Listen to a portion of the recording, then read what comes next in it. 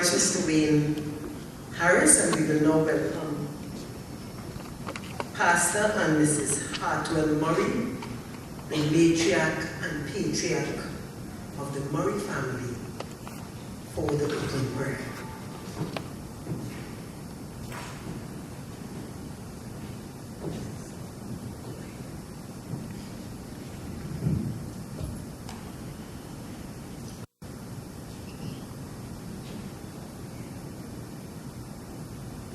Good morning, everyone. We are here this morning to seek God's guidance, protection.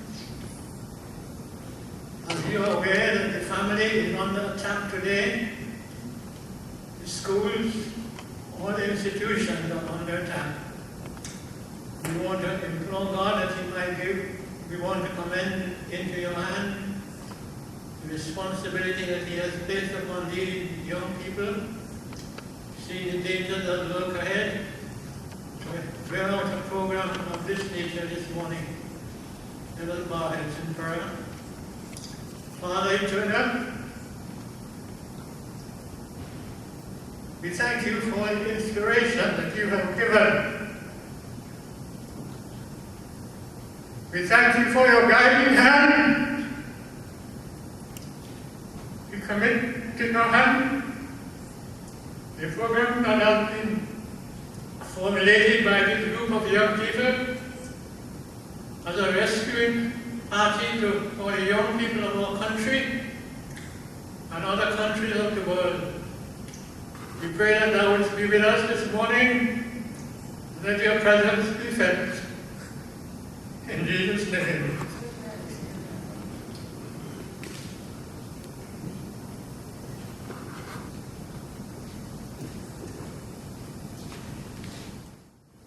Thank you very much, Pastor and Mrs. Hartwell Murray. Could you please sit? One would appreciate the emotions being shared here this morning, more so when their daughter, Dr. Yvonne Murray-Larian, is responsible with a team of powerful persons for this program. So good morning, everyone. And let me tell you something. We already have breakfast, so those sitting in the back, we will eat you. So if you come forward, we can have the program, a little tight. So come forward. The seats are still available. Don't rush. There are still seats to the front. You wouldn't sit where there's a reserved sign, but please come so that those who have been held up in traffic would easily access their seats at the rear. Our featured speaker, the Honorable Justice Malcolm Holden, Judge of the Supreme Court of the Republic of Trinidad and Tobago, to Dr. Yvonne, we want to recognize Dr. Yvonne Murray-Larian, Associate Professor of Counseling and Human Services, Indiana University, South Bend, and President and founder of GCSCORED and GCSCORED Caribbean. Mr. Stephen Weeks, Public Affairs Officer of the Embassy of the United States of America. Dr. Dan Joseph, Executive Vice Chancellor for Academic Affairs, Indiana University, South Bend. To all the other wonderful supporters here, gathered here this morning. To the special husband of Dr. Yvonne Larian, and all other to all other presenters who are here this morning, too numerous to mention. And in the interest of time, I will not go into all the persons present here, to all my fellow workers and to the hard-working staff of the University of the Caribbean who have assisted in developing this program and helping us here today. I want to bring on to share with you first on our program Dr. Yvonne Murray-Larian. Dr. Laria is the founding president of the Global Center for School Counseling Outcome Research, Evaluation and Development, GCSCORED. She is an associate professor of counseling and human services at the Indiana University, South Bend. Dr. Murray Laria has presented and consulted internationally as well as within the United States on topics within the field of international in school counseling. Her research agenda and peer review publications focuses on school counseling, and within the last 4 years, she has been most heavily involved in research, evaluation, and development of school counseling in the Caribbean and other developing countries across the globe. And one would want to know, why here? Dr. Laria was born right here in Trinidad. She's a proud daughter of the soil. So today she's going to share with you her dream why you are here today.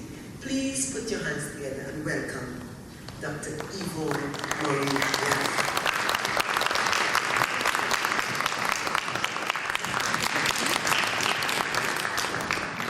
Good morning. It is such a privilege and an honor to be here this morning with you all. I am just overwhelmed with excitement and anticipation of what is to come. GCSCORED has been in gestation for about 4 years now. It's the longest gestational period you've ever experienced. But we're here today, and I first of all must give honor and glory to God, because this could not, would not even be conceived without His planting that seed within me and giving me the supportive family members and friends and colleagues and deans and executive vice chancellors and newfound friends like Margaret Sampson Brown and Veronica Salmon and Grace Panton and Patsy Downer. The list goes on and on, and I am grateful. And my brothers, Dave, Neil, all my brothers, my parents, and my wonderful husband, Erwin Laria, wonderful, handsome husband, that is. So welcome to this inaugural conference, GCSCORED 2015 conference. And I must say thank you to the University of the Southern Caribbean for co-hosting, as well as Indiana University South Bend. I am awaiting a video, but I think, okay, keep going. Okay, I can do that. I'm a teacher, I know how to keep going. And so, the theme for the conference, as you know, is Thinking Globally, Counseling Locally, Reaching Our Children, Youth, and Communities in an Era of Globalization. We came upon this theme, we didn't come upon it. This theme was developed as a result of our research that we have been conducting for the last 5 years in the Caribbean. We started conducting research in 2010 in 4 of the islands, in Trinidad, Antigua, Barbados, and Grenada. Presently, we are conducting research in 9 of the Caribbean countries. We're at the beginning stages of conducting research in Ghana and Uganda, and we are also beginning work in Kerala State in India. We are planning to continue globalizing. We're planning to continue spreading several ideas, one of which is social-emotional education in developing countries. We want to ensure that all our children, youth, and adults, and communities have access to that part of them in which our societies, our developing countries, do not pay much attention to. We believe that every part of us, every piece matters. And as such, we feel a burden, we feel a moral burden to ensure that access is provided for all children in all parts of the region, all parts of the world. And so our research has informed our practice. Our research has informed the way this conference was organized. And it is organized around multi-systems, multi-organizations, multi-levels. And it is we use an ecological perspective in that we believe every piece matters, and in order for us to fully engage all stakeholders, every system must participate fully. Our children and youth and communities are floundering. We are losing generations, and we must change our patterns of behavior. We must change the way we are operating and we're doing business. We cannot continue to work in silos. That is a major issue that developing countries are experiencing. And as such, the end user, which are our children, youth, and communities, are not receiving the benefits of their expertise. And so this conference is the beginning of a discussion on how to collaborate, how systems from every discipline, systems from every organization, every system, micro and macro systems, need to be engaged because every piece matters. So no longer can we say, well, you know, I'm not a counselor, I'm not a social worker, so I can't deal with children who have social, emotional issues or who are being abused at school or at home, or there's domestic violence in the home. Well, let's just let the counselor deal with that. Teachers are now having to engage. You have to be prepared, you have to be equipped to be able to help these children, even if it's the opportunity to refer them on, but you have to have skills that will help you to get these children the help they need. And as such, we have brought systems together today. And this is no simple feat, no simple endeavor. To bring systems together, one has to first educate on the whole concept of every piece mattering.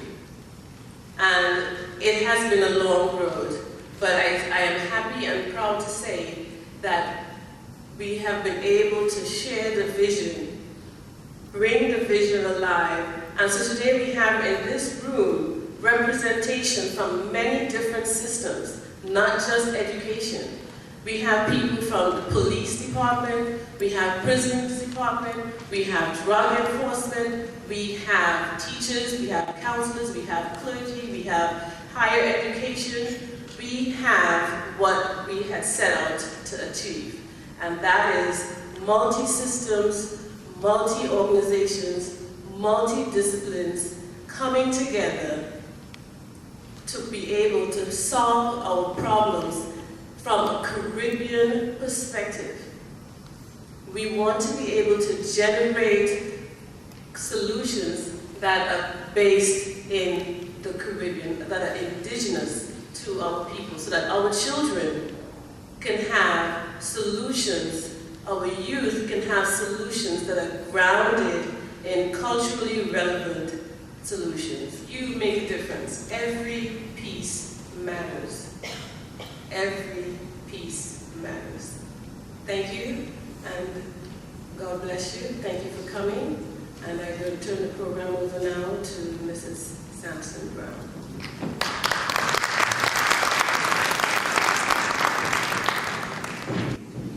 Thank you very much, Dr. Yvonne Murray Laria. You say behind every successful man is a woman, but today we're going to reverse it.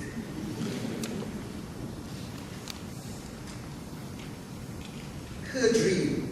Today she mentioned brother, husband.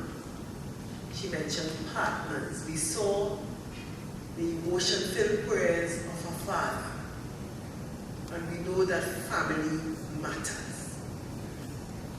And I want us today, when we, at the end of, not only today, but the end of this conference, GCSCORED, that we must go down into our heart and soul and remind ourselves of the commitment that we have been doing over the years. We have been doing lots of work. If we go through this room here now, the number of persons will be doing so many great things.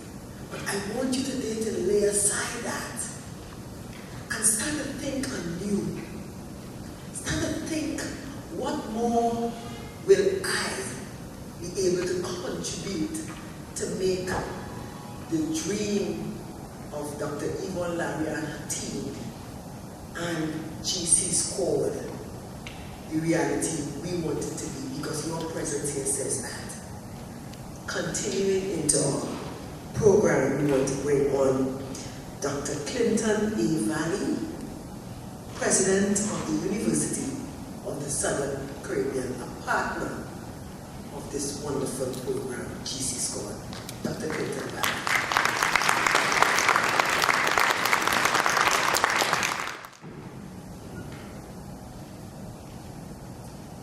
Thank you, Madam Chair, and good morning, ladies and gentlemen. It's indeed a pleasure to be here with you this morning and to be part of the GCSCORED conference. I've also been touched by emotional prayer to see Pastor Murray and Hartwell Murray, his dear wife, go way back into the 70s, and it's good to see him. I haven't seen him for a while. It's just a reflective moment to see him and his wife and his continuing passion for the Lord and for his church. Thank you, Pastor Murray, for sharing with us this morning. The University of Southern Caribbean is pleased to associate with the Global Center for School Counseling, Outcome Research Evaluation and Development, GCSCORED, at Indiana University, in hosting this 2015 International Conference, Thinking Globally, Counseling Locally, Reaching Our Children, Youth and Communities in a Year of Globalization. The University of Southern Caribbean is an accredited faith-based university here in this country, and has been in existence as a tertiary education provider since 1927. The USC offers majors in over 26 disciplines and has several master's and one doctoral program offered through Andrews University, Michigan, USA. A graduate degree in counseling psychology is oversubscribed, and graduates from that program excel in the local and international arenas.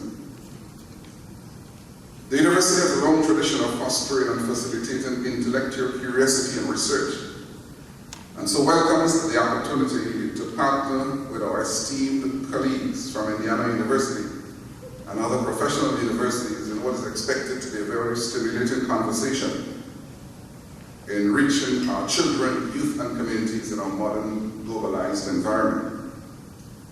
I want to especially welcome the team from our conference partner, Indiana University South Bend, the team led by Dr. John Joseph, Executive Vice Chancellor of Academic Affairs and Professor of Education.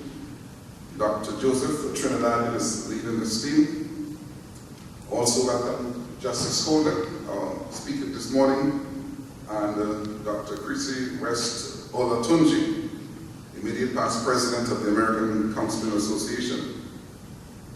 It was a distinct pleasure to become better acquainted with her when we met in my office yesterday. Welcome to all our presenters. Thanks for arranging your schedule to be with us and for sharing your expertise during this conference. In Trinidad and Tobago, more attention needs to be given to the social problems confronting our children, youth, and communities. common problems we face in our schools is the issue of bullying. The research in the United States shows that 9 out of 10 elementary students have experienced being bullied by their classmates and peers. And 6 out of 10 showed that they have participated in some bullying themselves. I do not believe that the figures would be significantly different if a similar research was conducted in Trinidad and Tobago. Other major issues facing our local youth include sexual promiscuity in our schools and youth involvement in gang-related violence. Recent news reports suggest that students are becoming more emboldened in conducting overt sexual practices on school premises. Student gangs are also operating in many of our schools, instilling fear in teachers and principals. These youths extend their gangsterism into their communities. Too many of our young men are losing their lives needlessly on the streets of this country because of inter-gang rivalry. We need to help stop this painful loss of human capital. One recent report in the Express newspaper this weekend referred to a crime hotspot in Bangalore Street Enterprise, Shogunas, Central Trinidad. Gunshots ring out throughout the night, taking lives and destroying families. The Daily News today also report on the concern of our First Lady, Mrs. Serena Makamona, on the growing specter of teenage pregnancies. This country needs counselors who can play a major role in helping our children and youth address their personal and social challenges and steer them away from non-productive and antisocial ways of dealing with their issues. As president of a Christian university, I must add that both counselors and their clients need the influence of a higher power if meaningful transformation is to be accomplished. I'm pleased to note that USC is one of the major providers of guidance officers for our education system in the country. And so today I welcome all international participants in our time together here over the next 3 days. I welcome you to a lovely country and trust you will enjoy your stay on this island. Do not leave without sampling the local cuisine, including our world-famous doubles. To all local participants, I'm pleased that you chose to be a part of this international symposium. Welcome. I reserve a special word of commendation for Dr. Yvonne Laria for her passionate and persistent efforts over the last couple of years to make this conference a reality. I welcome a round of applause for her.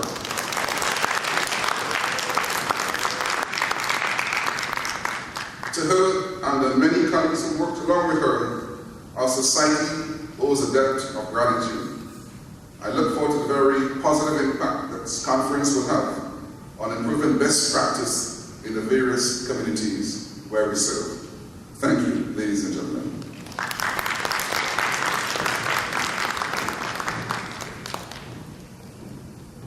Thank you very much, Dr. Clinton A. Valley, President of the University of the Southern Caribbean. And what came out of us, one of the things that he said that struck me is that our young men are losing their lives. Also, our young women, they are also losing their lives. Continuing into the program, we want to call on Mr. Stephen Weeks, Public Affairs Officer, Embassy of the United States of America.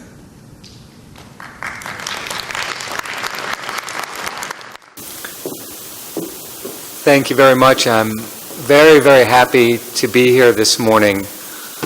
I've been talking with Yvonne for months about this event, and although the embassy is not actually sponsoring it, we are providing moral support. And so I'm really glad that our moral support is recognized, and I really appreciate all that Dr. Yvonne is doing. I knew that I liked Yvonne when I first met her, and I couldn't think why.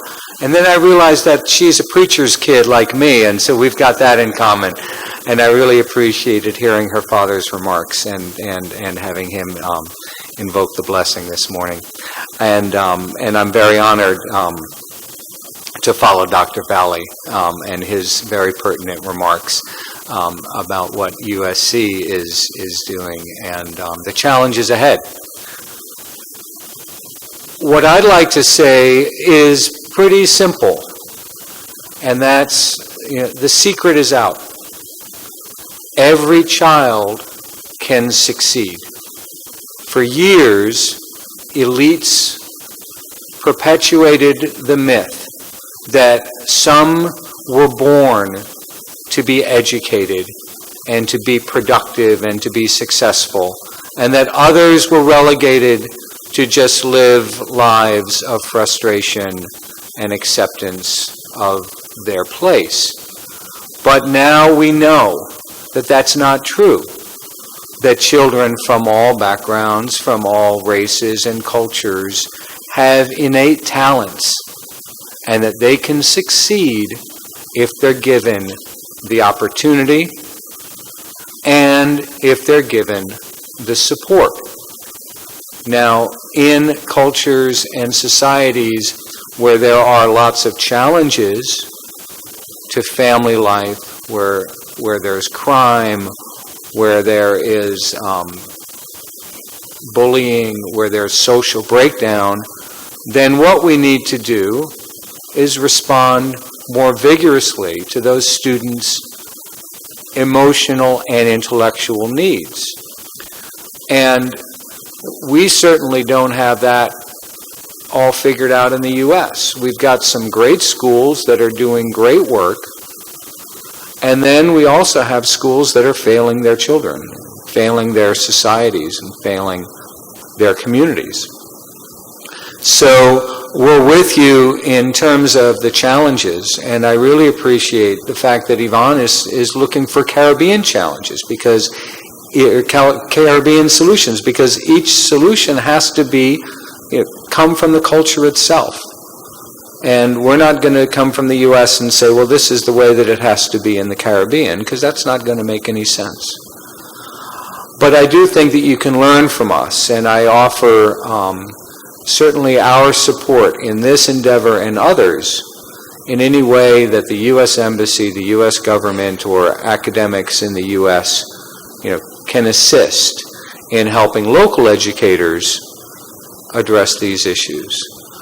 You're going to have a lot of stuff on your plate over the next few days, but I want you to think about two things: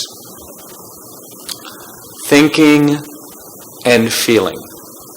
That, for years we focused on the thinking part when we're dealing with education. We just thought all we have to do is get kids to learn and recite it back to us and they're getting an education. And that's not true, actually. What they need to do is they need to be supported so they can learn how to learn and learn how to think both critically and creatively. I don't know how many schools I've walked into in this country, and everybody jumps up to attention and they say, "Good morning, sir." And I think, oh, that looks so great. They're so disciplined. They're so respectful. And that is great. And that discipline, I think, is something that Trinidadian schools have something to teach the world. And then I ask a difficult question, like, what are some of the problems that you face in your community?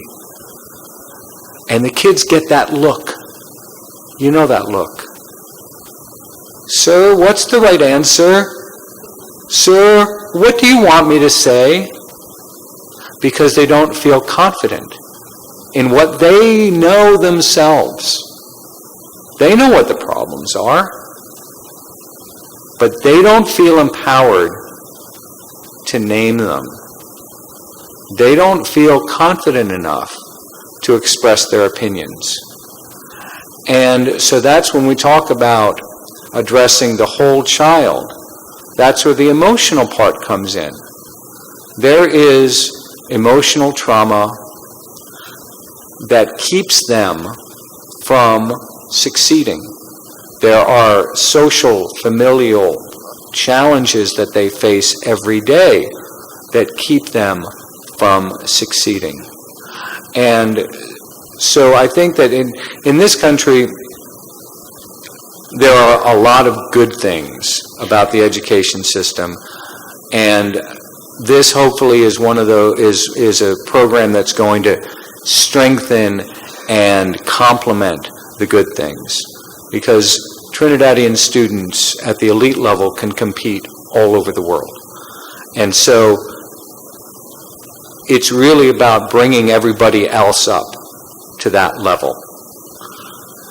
So I want you to think about thinking and feeling and the emotional part of education, and the fact that the student needs to feel secure, they need to feel empowered, and they need to feel confident. And sometimes a teacher needs to step back, or the guidance counselor needs to step back. And instead of being the authority or the repository of knowledge, they have to be the facilitator of learning and the person who gives them the emotional skills to deal with the challenges that they're dealing with. So there's two videos that I've seen recently that really gave me a lot to think about in terms of education. One is Ken Robinson, who is an educational consultant, and he actually goes by, he's got some honorific, Sir Ken. I don't know what he got Sir'd for, but he's accomplished a whole lot. And he did a video on educational paradigms. You can find it on, if you do Google Ken Robinson video, you'll find it. Absolutely fantastic way of reimagining what education could be, so that everybody gets a chance. And the second video is by a social worker, psychologist named Brené Brown. And if you do a Google search again of TED, because it was a TED Talk, TED vulnerability or TED shame, she'll come up. And she talks about vulnerability and shame. And her work was pointed out to me by Trini, who came down to work with some students here on precisely those issues. And I found that it was very powerful. It's powerful for, I think, all of us to recognize the power that shame can have in keeping people back, particularly children. And that vulnerability is an obstacle that we need to overcome and support our students, our children, so that they can take chances, and that instead of asking the teacher what's the answer that they should be giving, they come up with answers themselves. I've just been told that I should stop talking, so I know, because I know there's a busy schedule and there's a lot going on, but if you put a microphone in front of my face and ask me to talk about education, I can do that. But no, I'm very, very happy for you all that you're doing this. Please know that the U.S. Embassy supports Dr. Larrier's efforts and the larger efforts of everybody in this country who's trying to make education more inclusive and who's trying to support particularly those vulnerable populations who need it the most. And with that, I'll say thank you and have a great conference. Thank you very, very much, Mr. Stephen Weeks. We would have loved to hear you speak for the whole day, but it's just that we just need to get additional sponsorship so that everybody here can stay at the Hyatt. So the conference can go well after 4 o'clock. And Dr. Larry, we want to bring on to share with us Dr. Dan Joseph. But before we do that, I just want to mention, sometimes we leave the best for last, our keynote speaker, Dr. Sirisi West Olatunji. I did not mention her this morning, so I just want for us to give her warm GCSCORED Caribbean welcome. Dr. Sirisi West Olatunji. Mr. Weeks mentioned 4 words shot out at me: support, opportunity, thinking, and feeling. And those are common words, simple words, But when you put it in a group like this, with partners like who we have among us, it becomes phenomenal. So let's continue with our program. We know that it's a little tight, so we're going to have Dr. Dan Joseph, Executive Vice Chancellor for Academic Affairs, Indiana University, South Bend.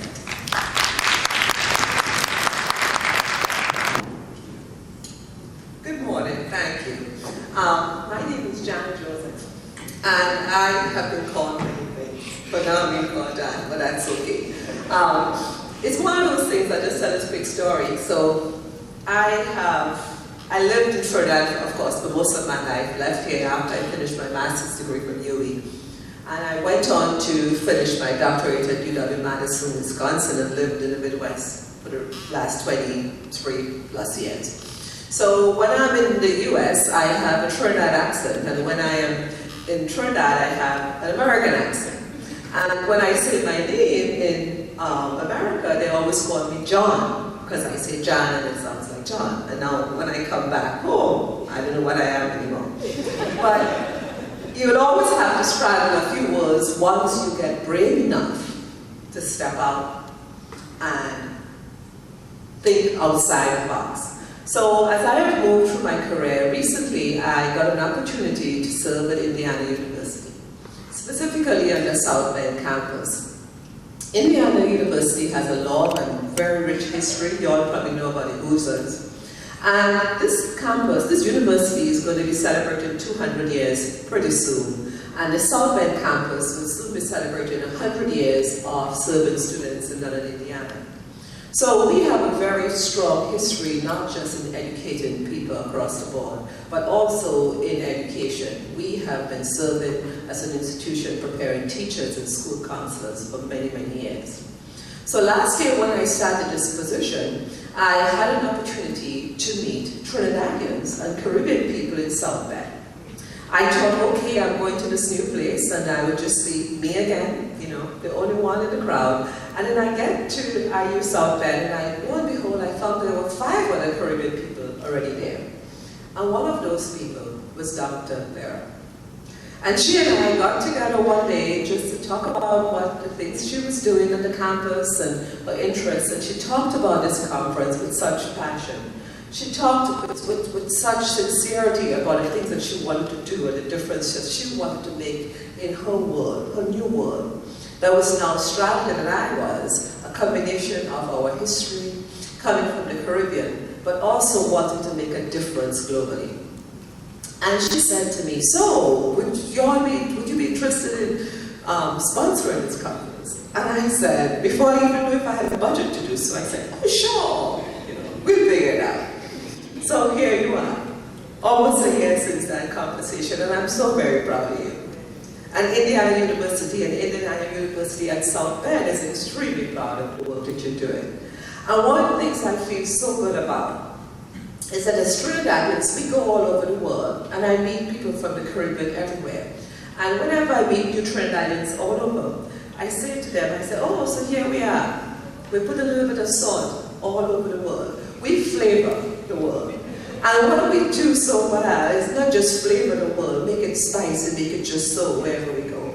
We always come back home, and we always think about what we can do for our home, what we can do for the place of our birth, what we can do for the place that provided us with opportunities to make a difference. And today we talked about families, and we talk about families, and we talk about structures, and how to build together every piece that matters to make a difference in the life of a child.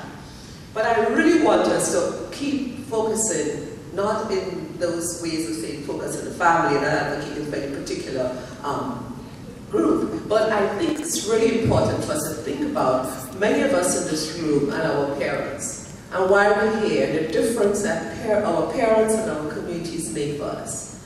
When I speak in the US, I always remind people, especially work with minority groups, and I work with children who are considered at risk in the US. And they all look like us. They're most times African Americans, Hispanic, minorities. And invariably they feel disenfranchised and they're not able to do well because the world has been stacked against them. And in many cases it has. But I remember my parents, who barely finished elementary school. And many of you all probably had parents who didn't finish high school as well. But my parents had 5th and 6th grade education. So did my husband's parents. We have 2 doctorates between us. My husband is also a professor. My 3 children, my 3 boys, went on to finish school, do really well, have advanced degrees, and are now entrepreneurs with their own business in the US. We fought for 3 black males in a society in America that says 1 in every 3 of those black males would go to jail. And when I went to the US and I heard that statistic that 1 in every 3 black males under 25 are in jail, I cried for the mother who had to give up more than 1. Because I wasn't going to give up one of my 3, so somebody had to give up an extra 1. That's how I looked at it. And I fought for my children, and I advocated for my children. My husband went into the schools and he sat with them. He picked up the homework and he brought it home, and he made his presence felt. Throughout their education, in a country that said we didn't belong, we fought for our children whilst we fought for our education. So today we're here to give back. Today we're here to give back because we have been so well blessed. We have been given opportunities, we have been given friends, we have been given family, we have been given hope. We have been given so much, we've been given so much that we didn't even ask for. It's called blessing. And we pay that forward. So we gather here as professionals, we gather here as people who not just are parents, we are teachers, we are researchers, but we all have one thing in common. Our desire is to stand up and be counted.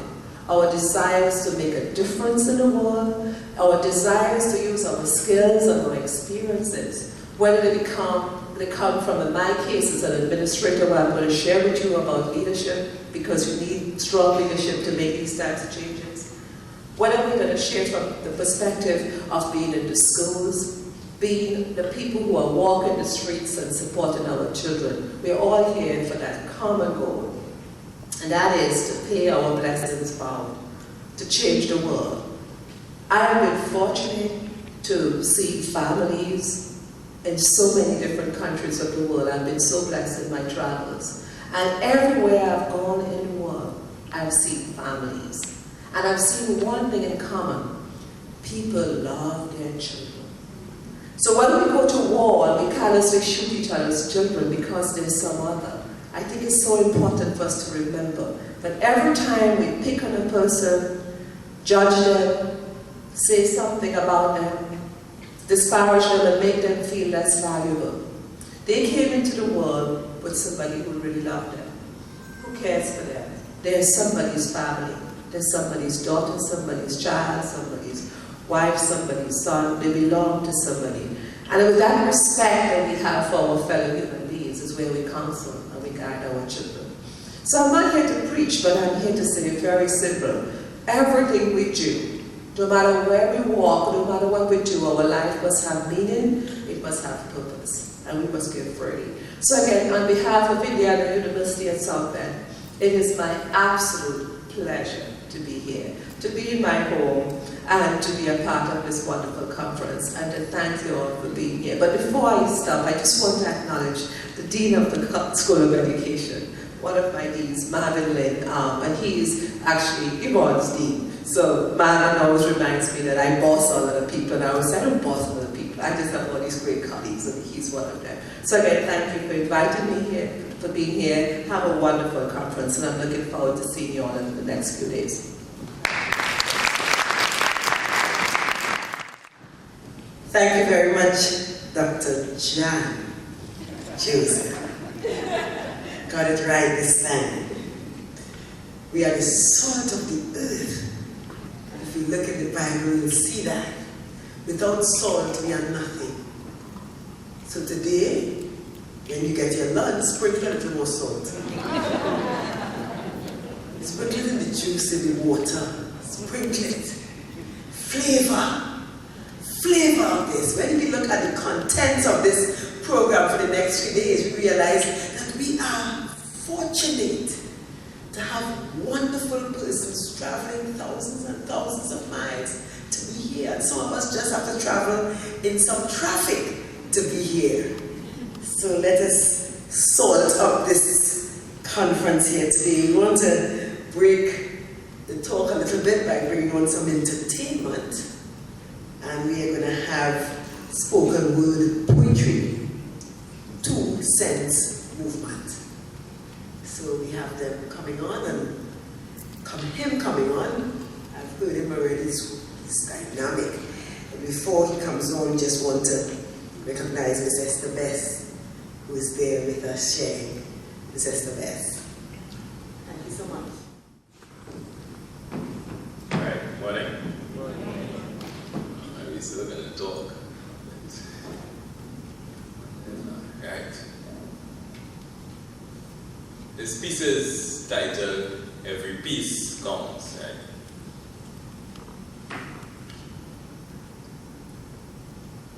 The line was as long as the cashiers' patience.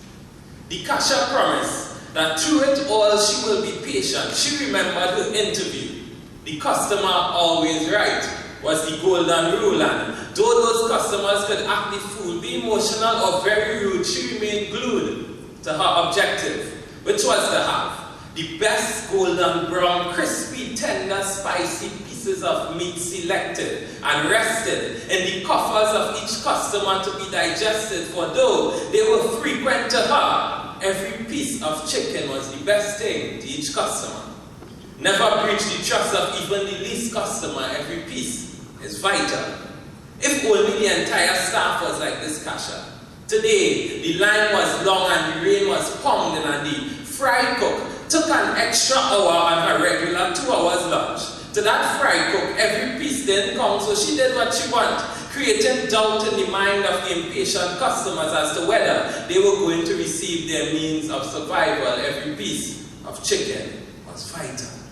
And even the last man in the line could see that the chicken shelf was running dry and there was no imminent revival, yet still these customers clamored forward in hope that more pieces will be doled out to save their soul, but it's a cold world when the last piece of chicken is sold. A simple man could transform to a beast.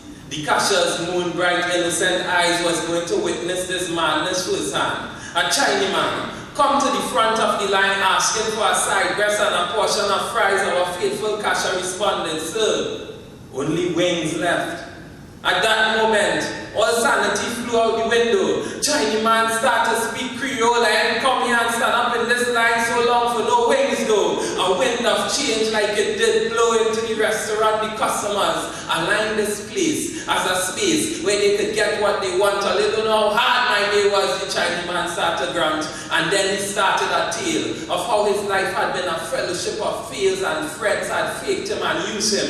His West Indian wife had long duped him. The restaurant turned into an episode of Oprah. The line was now looping as each customer came forward with a desired piece of chicken and telling us what could that chicken have done for him. Our next woman stated that in the absence of the crisp drumstick skin, she feels naked, for in making ends meet, she spends all on her family, and the only thing she does need is a little piece of meat. A small man come out in the crowd in tears, twisting his face as if to make enough lines to write his own sad story. Miss Kasha, he scurried where she could see him. Miss Kasha, will you be so kind to bring forth the chicken you are hiding? You see, my sister is in need, and tonight could be her last sleep. So at least she asked if we could get her potentially a last wish, which is to see your smiling face, smiling at me and giving me a favor. 3 pieces with flavor. Each case had a vested interest in the taste of what was being offered. The cashier stood in tears as the empty shelf seemed to taunt her. Emotions ran wild and out of control. The fry cook finally entered on her phone, misunderstanding the importance of her position. Looked at the crowd and headed to the kitchen, not taking time to listen to the masses. She continued frying, fulfilling her task. If she had her way, she would have left half day, having no respect for her duty. The Chinese man climbed the counter, and in a shocking move, he jumped to her face first to the floor below. There was silence, and the fry cook said, "It's 1 piece of chicken make you on so." If by now you have realized that this piece is not about meat, This piece is not about KFC. Then you are blind as the fry cook, and your profession is clouded by doubt. This piece was about the importance of every piece. Every piece counts. So bring your thoughts to the floor. Unless, of course, you want a Chinese man with a bust mouth to be beaten up in pain and balling on the floor. Your goal is not to satisfy, but to heal the hurt with ideas and then offer more. And make your contribution. And your chicken, sure. Every piece counts. But try going and asking for a leg and tie and get wing in any restaurant. The back of the whole start. And then in a while. Thank you very much. 2 cent movement, 2 cents movement, spoken word poetry, wonderful. Give him a round of applause. You, natural, and one would imagine that he developed this piece especially for the conference. Every piece counts. With a bated breath, I want to introduce a very significant person today, and I'm honored to call him my friend, our feature speaker, Judge of the Supreme Court of Trinidad and Tobago, the Honorable Justice Malcolm Holden. Justice Holden work experience, the work life of Mr. Holden has spanned both the private and public sector over 4 Caribbean territories, and he could be best described as a Caribbean man. Namely in Grenada, Trinidad and Tobago, Anguilla, and St. Kitts Nevis. Justice Holden has an acute sense of awareness of the region, which is most refreshing. He has worked as an attorney in private practice and in the chambers of the late Theodore Roosevelt era, SC, for the period of 10 years. Director of Public Prosecution in St. Kitts Nevis.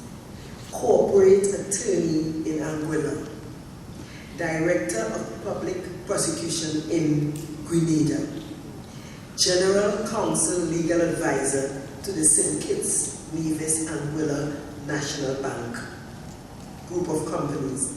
And currently, he serves as a High Court judge in the Supreme Court of Trinidad and Tobago and is an associate tutor at the USC Law School in trial advocacy and where he impacts the lives of many of his students socially and academically. You all didn't realize it, but listen, let me tell you, Justice Holden is a priest.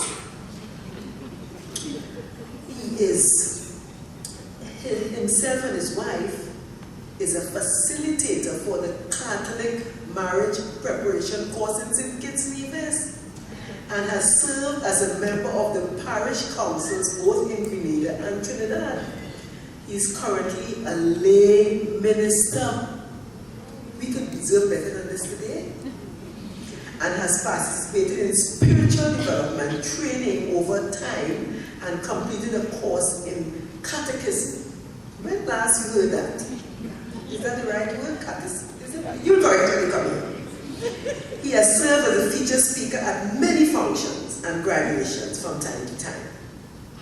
As a former head prefect of Fatima College, he is an active member of Fatima Old Boys and served as its secretary and continues to be very active. In fact, he's the proud owner of a number of medals which he won during his school sports as a shot putter. Let's get serious, shot putter.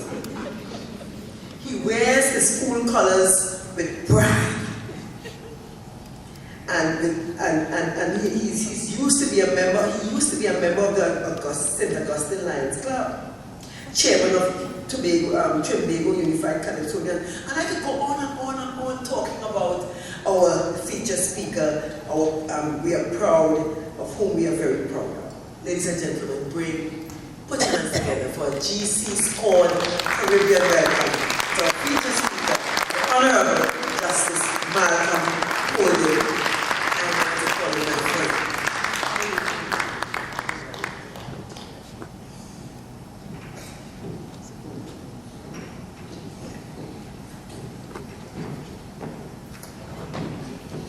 Thank you very much, Madam Chair. Good morning to all the distinguished persons gathered here this morning. Again, it has been a privilege granted to me to address you wonderful people this morning. And so, let me begin. Just last week, I had the honor to chair the celebration of the second graduation of participants from the Drug Treatment Court pilot project in Trinidad and Tobago. That graduation ceremony was addressed by the Honorable Chief Justice of the Republic of Trinidad and Tobago. I say the honor to chair that event because it represents the culmination of what you are seeking to do here today. It represents various agencies coming together and making a difference in the lives of men and women who made mistakes and have been willing to try to put the pieces together again. And this is referencing the theme of this conference, in this puzzle that we experience and call life. I start with a positive outcome from my judicial life, but I can assure you that having worked for many years in the court system all over the Caribbean, I have seen many situations that are manifestations of what has gone wrong with our region. I can therefore say without fear of contradiction that there is a need for early, comprehensive, and sustained interventions in our families, places of worship, schools, and communities. I know that some of you may be surprised that I have listed these ecological systems in this order, but the reality is that the family, whether functional or dysfunctional, remains the foundation of our society. Therefore, what is reflected in our society comes mainly from the mirror of the family.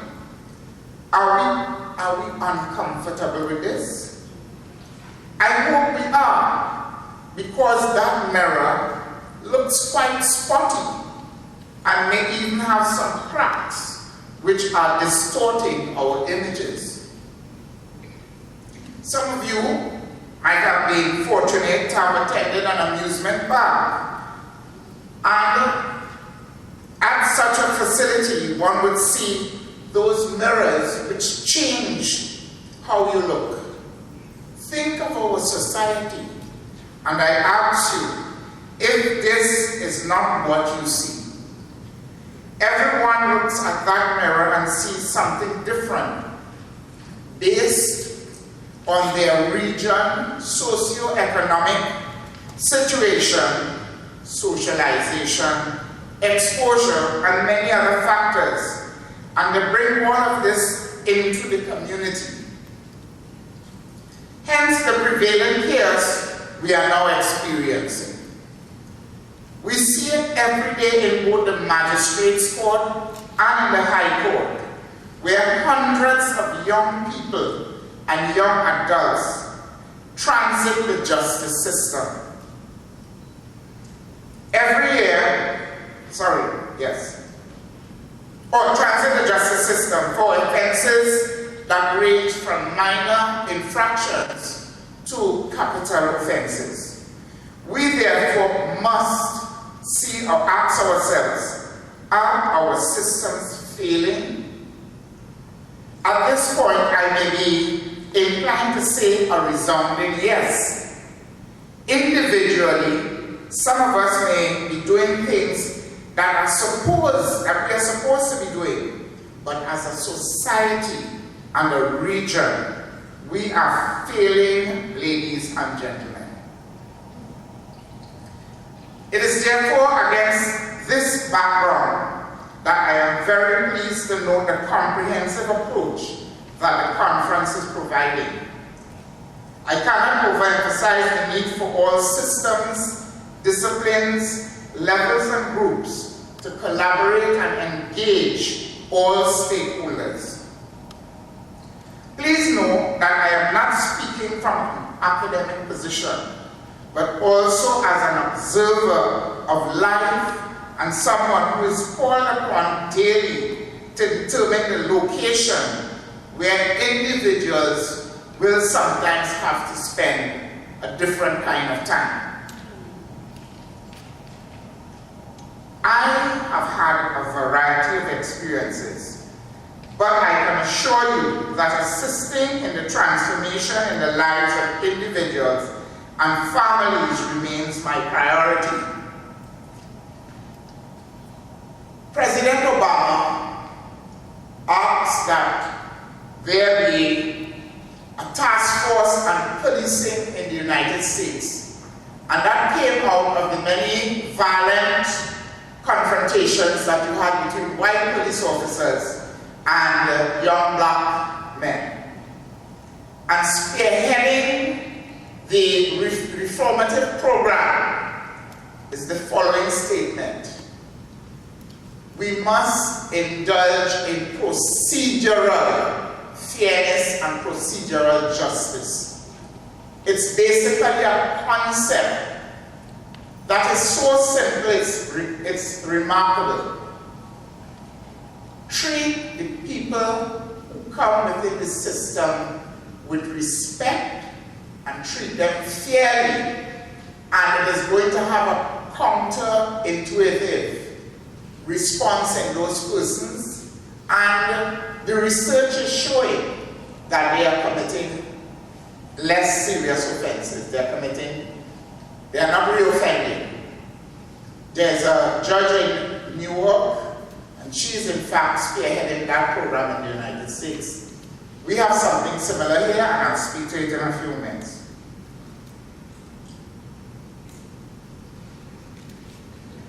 Allow me to elaborate.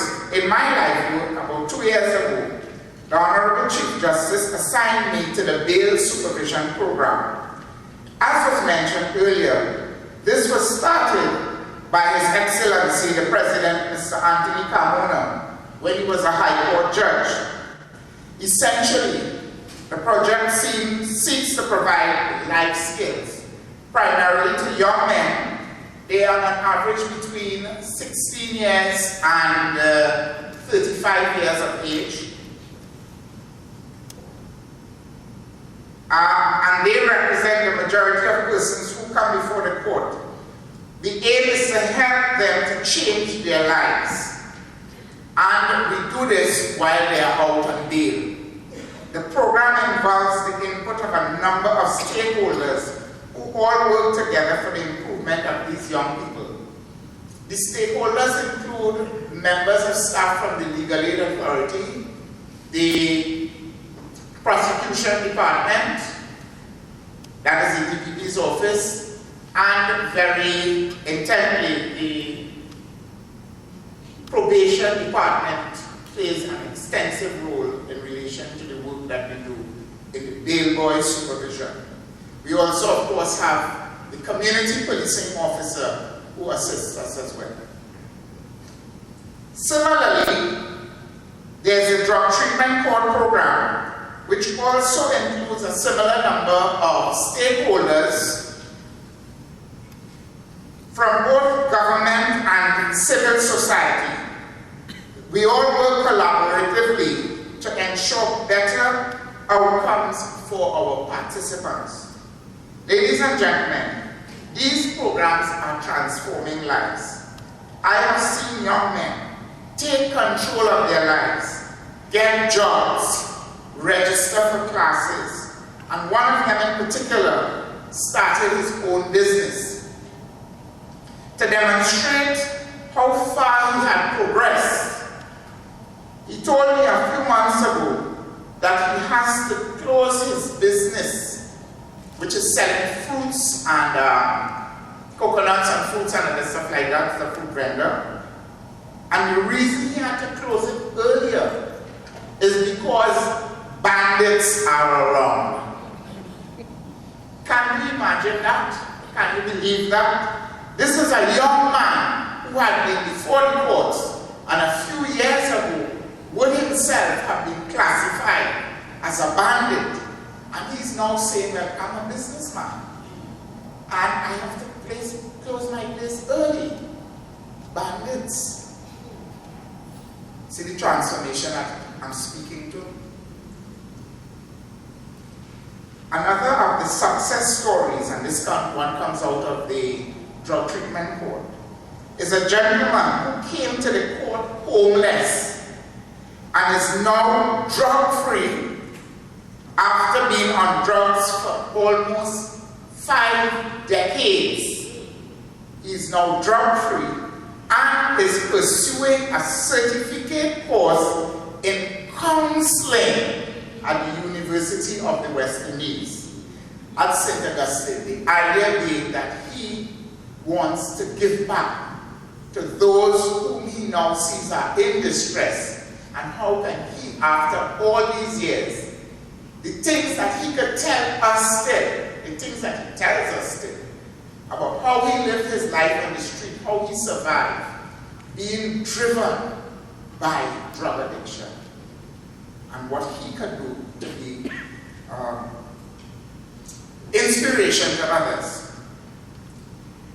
Now, every piece matters, as Mr. Two Cents just said.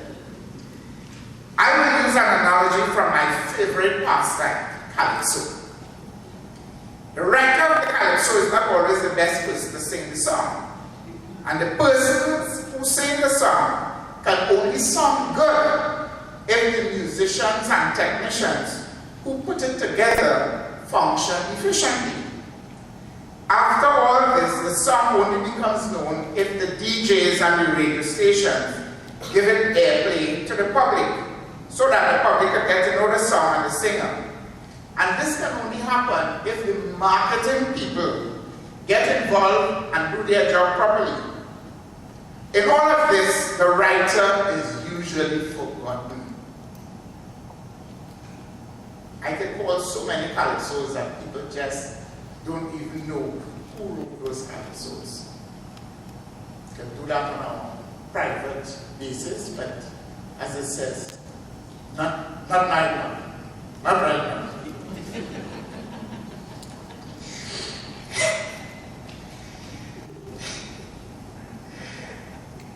But make no mistake, every time that song plays on the radio, he knows who wrote those words and the music. It is the same with other systems. All stakeholders must be of one mind and purpose to give effect to a positive product. If we all work together, families, religious bodies, school community, government, judiciary, academia, and civil society, all the agencies that are connected to the same issues which ail all of us, soon we will realize that as a country and a region, we can reduce the negatives in our society, in our dysfunctional families and school systems. This can help to reduce drug and alcohol abuse, school dropouts, and especially underachievement, teenage pregnancy gang activity, and crime as a whole. It was painful for me to watch the news on Thursday night last, when I saw a woman whom I assumed to have been the mother of a 19-year-old man who had been gunned down in the driveway of his home or his girlfriend's home, still not sure, but it was in the driveway in the very front of that house. His body lay there in that driveway, and she was reaching out and touching his body as it lay there covered in blood. I don't know how many of you might have remembered seeing this last week on the news. This is a scene that is all too familiar in this country. And I dare say in the region and in some other parts of the world. It was again scary to see that on Saturday, Friday or Saturday, I can't remember which day now, when there were a number of attacks all over the world, including in Paris, where somebody was decapacitated, their head was taken off and placed all as part of, it seemed, a message was being sent. Okay, a message was being sent, and it was all indicated that it was part of the ISIS movement. Now, we recognize that there are limitations, but we will lose more of our young people to debt and deviance if we don't commit to working together to improve their lives. Petty turf wars and building ivory towers to promote ourselves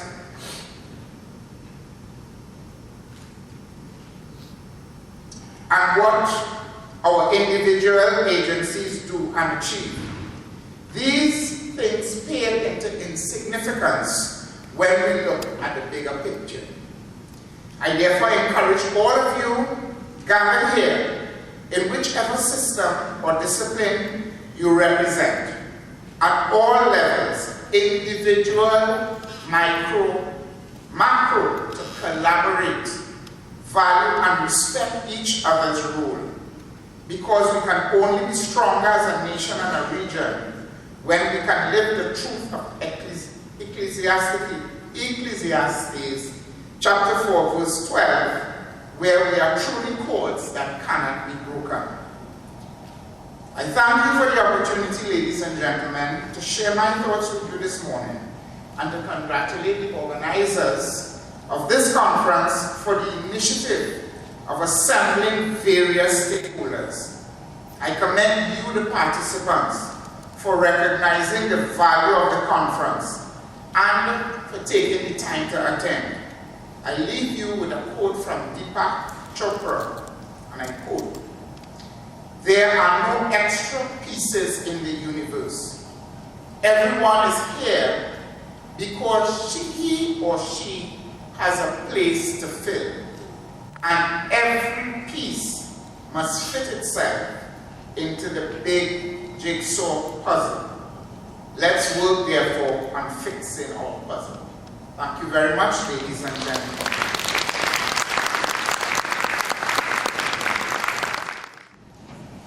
Thank you very much. The Honorable Justice Malcolm Holden, Judge of the Supreme Court of Trinidad and Tobago, is also a couple of residents of St. Kitts, Grenada. He's truly a Caribbean man. And he drew on the strength of Ecclesiastes. I love the book of Ecclesiastes. I read it over and over, chapter 4, verse 12. And first we need to make note of that, and when you go home, just look at it and see how we can connect it in what we do and how we do things. And I'm listening to our featured speaker, and it says to us that we all come in, we walk through these doors here today, we climbed the stairs, and we walked into this place. And what do we hope to take from here today? At the end of today, we must say to ourselves, or we should recommit as to what we want to do to make the lives of the persons that we are going to interact with better. First, life must be yours. Because you can't continue to interact and make everybody's life a great one, and yours just going along train without gas or without coals. So let us look at what's happening. In the beginning, Mr. Holdem said, Justice Holdem said, he used the word chaos and a failing system. We are here because we want information to assist us. He looked at the concept of procedure and looked at justice and fairness and respect, and he quoted President Obama and fear. And when we listen to Mr. Weeks from the US Embassy, he used two simple, beautiful words, thinking and feeling. Today we are thinking and feeling. We are thinking, why are we here? And we're going to feel today the emotions of this conference, GCSCORED. And we're going to take with you when you leave here today and at the end of on Wednesday, a wonderful feeling that I am going to help. I'm going to do things better in my home, in my organization, in my institution. Because the next item on the program is entertainment again. And I understand that Miss Isaac, we may have to export her just now because the sound stresses and the big one has nothing on her. So ladies and gentlemen, Mr. Holden, Justice Holden, thank you so much for that wonderful discourse. Thank the previous speakers, thank you. And it's unfolding, it's like a loop behavior, you know. This program was planned, you know. Dr. Larry and they are, I don't want to describe them. But it's a loop behavior. Every item loops and connects to another, to an emotion, to a spirituality, to a feeling. It's connected. So we're going to put the icing on the cake a little bit. We're going to bring on Miss Nelly, Isaac, and the sound keyboard player.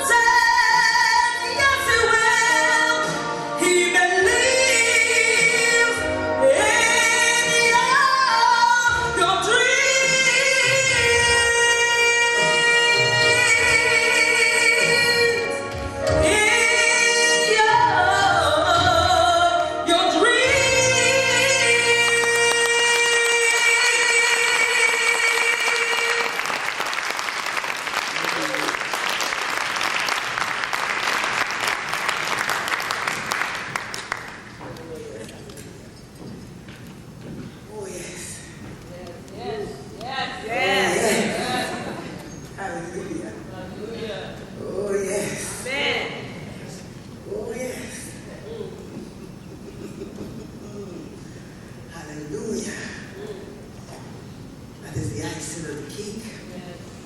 You know, we listen to words.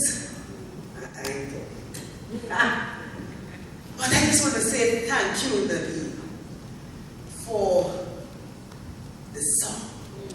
Put your hands together for her.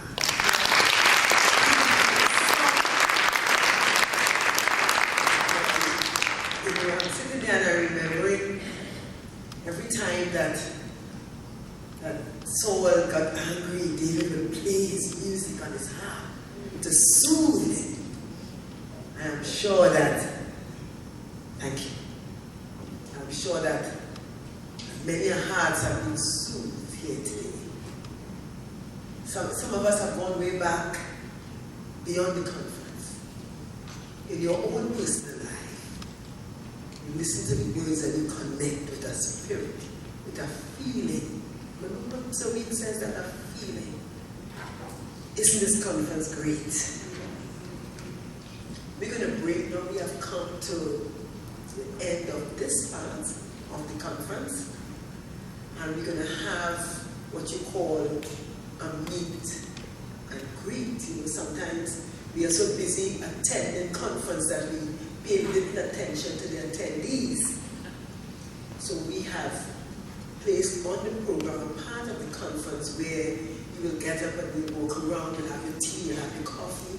There's a special drink that we're supposed to launch, but I'm not seeing it yet, so we'll see if we can launch it before Wednesday. A special GCSCORED drink. Non-alcoholic, of course. And but we're going to have now a break in the program, and you will get up and have your tea and your coffee and light snacks and meet someone, take a number, take a contact, take an email, so that this conversation will continue well after Wednesday, where we will come to an official end. Thereafter, we will be meeting back here, and I'm going to give you the time. I don't want you out there next thing there's somebody going out there and swimming in the sea and all that. The sea is not to bathe in, it's just to look at. And so on. So you will have a look at our wonderful environment and our wonderful, thanks to Hyatt Regency, and you will be back here. Everybody synchronize their clock. It's, I'm saying 10 to 10, so you know that we are short in time. So we will be back here by, what time should we say? 10:30? 10:20? 20 past 10. Not 10 past 20, eh? 20 past 10. It's right over there. And we'll be back here where we have a wonderful, we continue this wonderful conversation, because every piece matters. See you in 20. CVCA West Olatunji serves as Associate Professor, Academic Program Director of the Counseling Program and Director of the Center for Traumatic Stress Research at the University of Cincinnati. That's the third university here this morning. Third university. Dr. Larry, easy. She's also immediate past President of the American Counseling Association, ACA, and an internationally recognized speaker, trainer, and author in the area of culture-centered theory research and practice. She has provided consultation and training in Africa, Asia, Western and Eastern Europe, and the Americas. Additionally, Dr. West Olatunji has disseminated her research in Osaka, Hiroshima, Totori, and Fukuoka. Hope I get it right. Cities in Japan. Anyway, all the Monaco is in Japan, eh? In the area of cultural relevance and anti-bias education for young children. Relevant. CVC West Olatunji has provided educational consultation for the development of a PBS children's television program on diversity to KCET TV in Los Angeles. And the program is called Puzzle Place. Dr. West Olatunji is a of Dartmouth College and attended Teachers College of Columbia University, where she pursued graduate studies in the area of multicultural counseling. Not the multicultural behavior, counseling psychology. Dr. Weston Olatunji holds a doctorate degree in counselor education from the University of New Orleans. And on her bio, she has every piece matters. And those pieces that we will enjoy in the next presenter. I don't want to say next 10 minutes because I will get cut eye, so. But Dr. Olatunji knows that. So we're going to give her a warm GCSCORED Caribbean welcome, Dr. West Olatunji.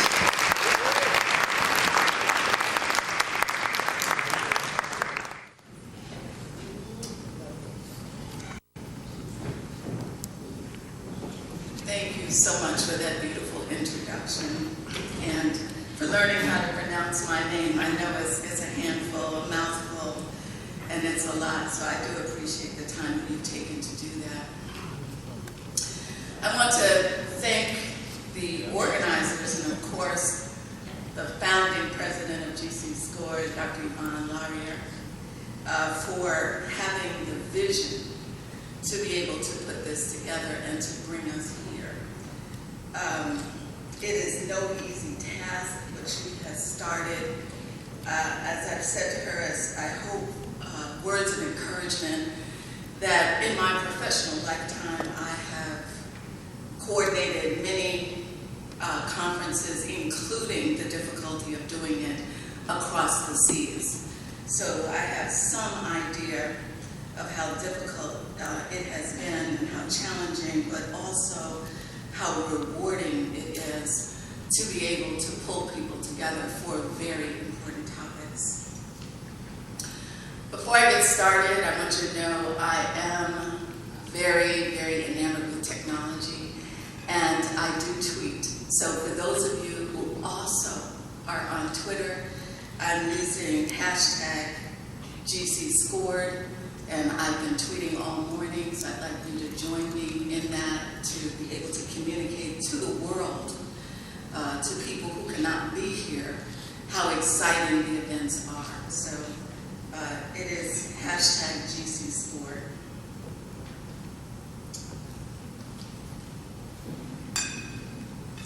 I'd like to tell you a little bit more about who I am. What you heard is my professional bio that's been scripted for some time, that tells one story, but I want to tell you another story about who I am, and hopefully you'll see that it connects to what it is that I have to share with you today, to give you food for thought as you go into your breakout sessions and continue the conference and hear other presenters. So first is just recognizing where I come from. So I am not directly of Caribbean descent, but if you know your African history, you know that all of us in the Americas come through the Caribbean to arrive at where we are. But my background is African American and several generations African American. My parents are not college graduates, but they raised 5 of us in a working class community, and in a space that now as a researcher would definitely be labeled as an at-risk, low-income community. I didn't know that growing up. That these parents were steadfast in the way in which they raised us and the values that they instilled in us. So here are these 2 people who have a very limited education, but somehow they were able to graduate 5 children. 2 of them graduated from Ivy League institutions, myself, Dartmouth College, and at the time I was in the 2nd class in women to be able to go. And that is a story in of itself that could take up and fill this entire time of what it means to be in a school that was all male and then decided to be co-ed, and for it to be so prestigious. The other is, my brother is a graduate of Yale University. I have a sister who's a clinical psychologist who graduated from Stanford University, an engineer, and a computer specialist. So I say that because I'm going to connect it to this idea of counter narratives to who we are and what it is that we do.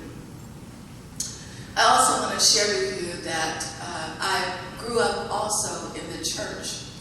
Both my parents were very active officers in the Baptist church, and all of us, all 5 of us, grew up.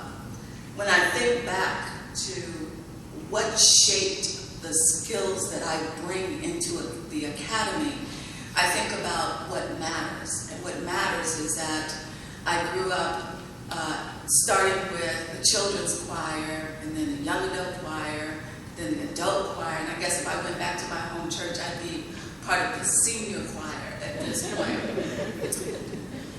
I also grew up as one of the young matrons. The Matron Society was also very supportive of the church and helped to do fundraising and reached out to the community. And so I was a young matron to learn how to do that, learning from other women. I was also an usher, as part of the Junior Usher Society, and learned how church was organized and how to manage and also to understand the workings of the church. I also played the piano for the senior choir and for the all choir Sundays with our lead organist. As I grew older in my church faith, I then began to learn how to deliver words, spiritual words, to the congregation, and began to enter into training to be able to provide religious instruction to people. So I spent my Sabbath starting with what we would call Sunday school or Sabbath school, moving on to devotion and church, go home and eat, come back for afternoon, and then there was Baptist training in the evening at 7 o'clock. So there we were learning about the Bible and being able to understand how to navigate the Bible and be able to use it. Lastly, I would tell you about my personal bio is that I'm also a mother, and that in of itself informs me as a leader and also as a researcher, because I never take off my does it make sense hat so that I understand the outcomes of what it is that I do. I remember when during my clinical training I worked with a rite of passage program, and I received my training at the master's and doctoral level clinically at this rite of passage program, where we worked with about 200 boys, ages 8 to 18, in an after-school and summer program. And I remember one of the children, one of the boys, looked at me one day and he said, "Mama Cerisi, why are you so concerned about how we are and what happens to us?" And I looked at him and I said, "You know, my little daughter, you see her walking around here sometimes?" He said, "Yeah." I said, "You know, she's going to grow up and she's going to marry somebody one day. And it might be one of you knuckleheads in here. So I got to make sure all of you are eligible bachelors for my daughter. I am invested. I'm not objectifying you. I don't think you're somebody else's children. I see you as potentially my children, in my family, in my life. So you matter to me. It matters very much to me." And the young man looked at me, thought for a minute, and said, "Okay, all right." And so I never forget that raising children is a very personal experience, but we need to bring the personal into the work that we do as researchers, as practitioners, as teachers, as counselors. We need to incorporate that into what we do, and I'm going to talk more about that.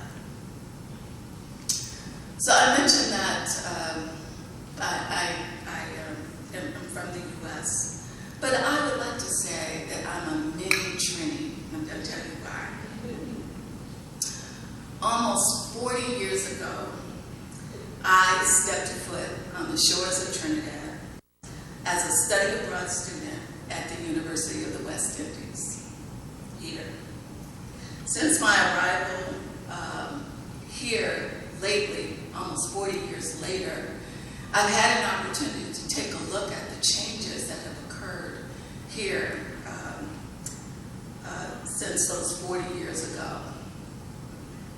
I had the honor of visiting several schools in the Lovetil area, some NGOs. I went to church. I went to universities. And I did this, and I typically do that when I travel internationally, because I want to witness the realities on the ground. I want to hear real people talk about what the problems are, and not hear it through the muted voices of other people talking about those communities. And I was glad and very blessed to have a former student of mine whom you heard sing today, Nadine Isaac, as well as her family, to host me these past few days. And I'm truly felt blessed.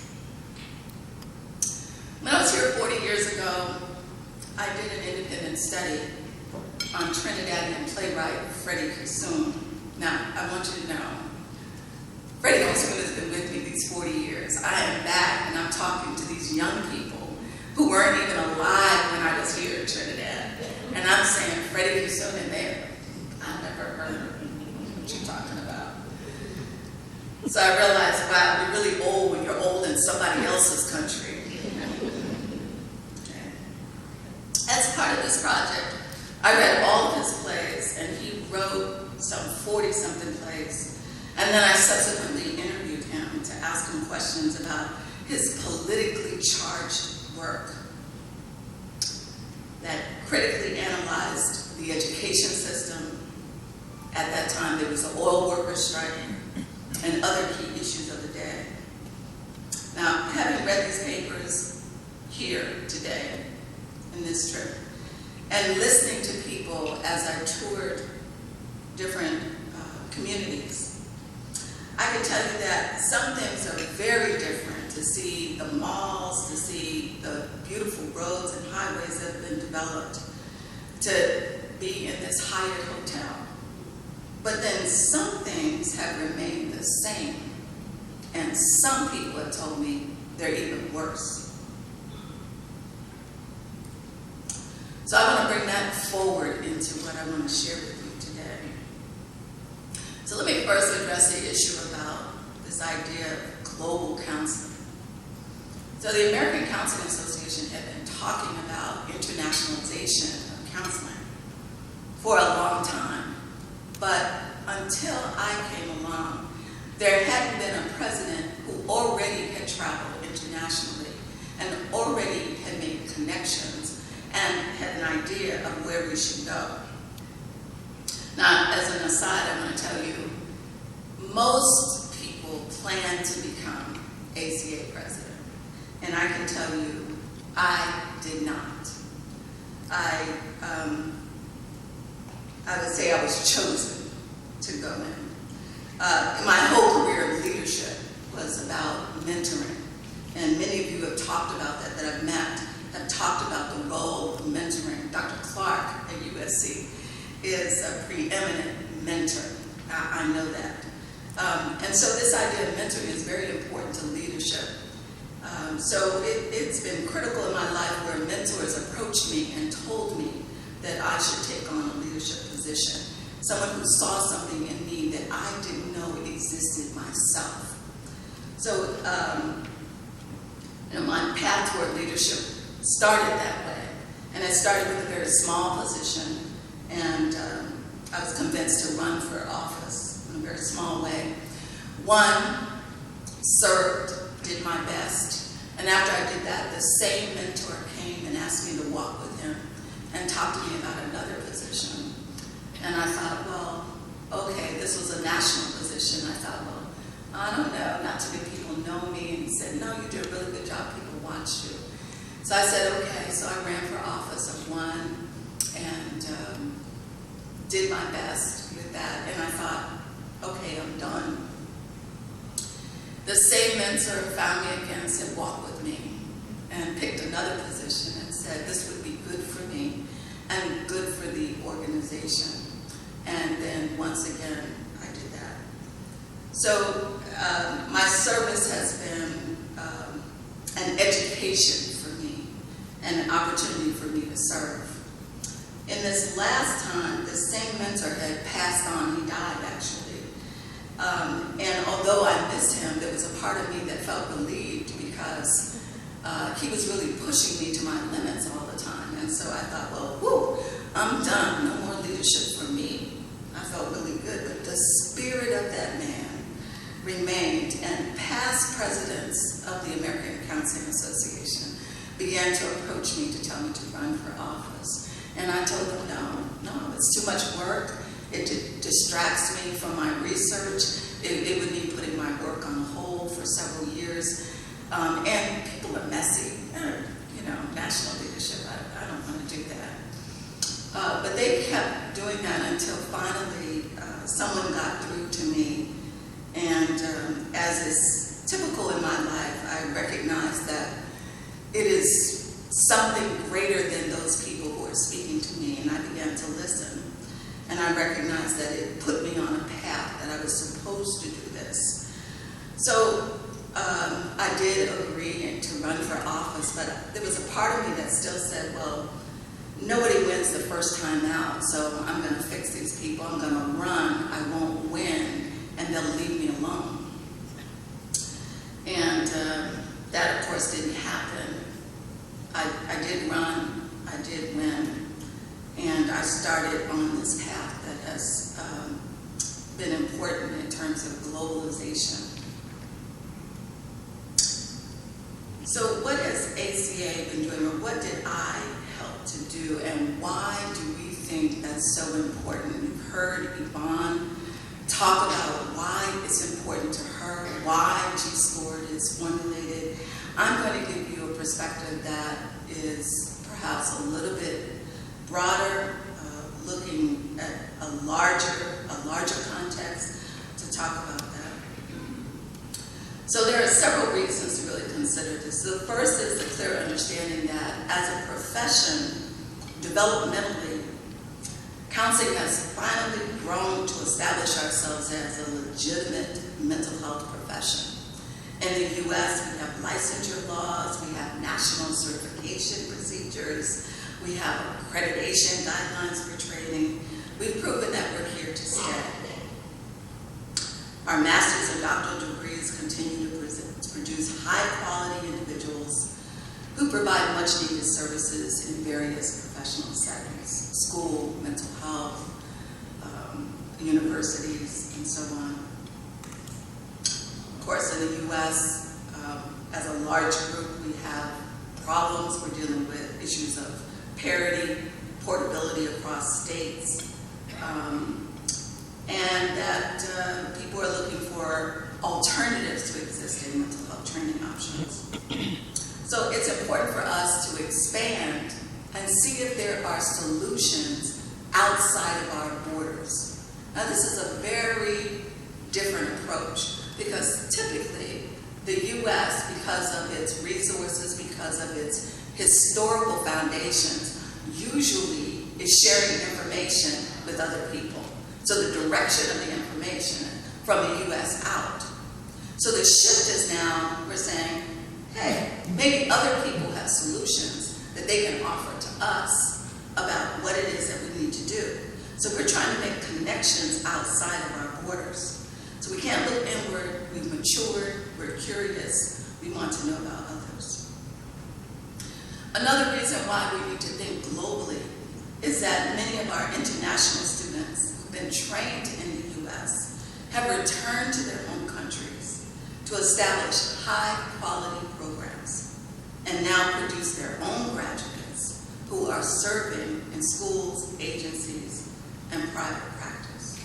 We have an obligation to those graduates to exchange information about scholarship, education, training, and practice.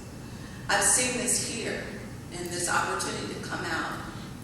Not only am I in process with Nadine and developing her as someone who will come back home to continue to develop counseling here in Trinidad and Tobago, but we have people who are existing alumni of programs who have come back to be able to help to continue to develop and expand this concept of counseling.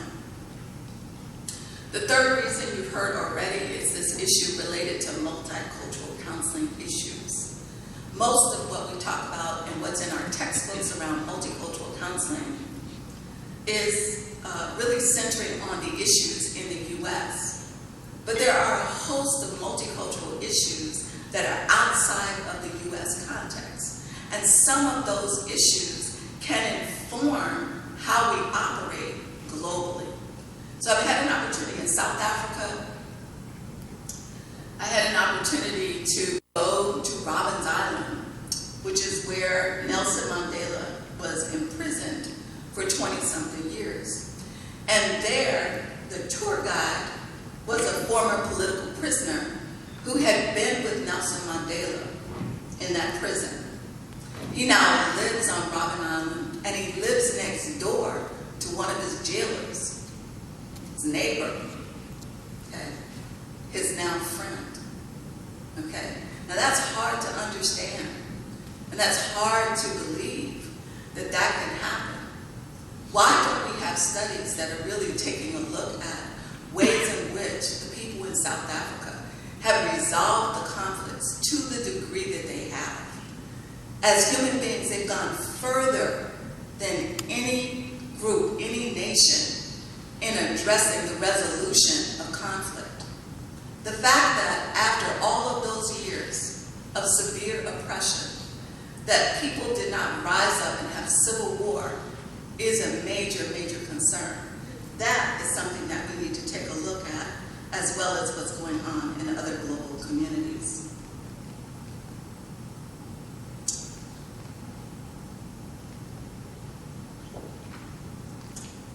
So what I did during my year was to extend, to use the resources that I had, the connections that I had, and also developed new connections to build formal partnerships in Ireland, in India, in Australia, in Romania, in Canada, in South Korea, to be able to build a sustaining partnership so that we can learn more about what it is that we're doing as counselors.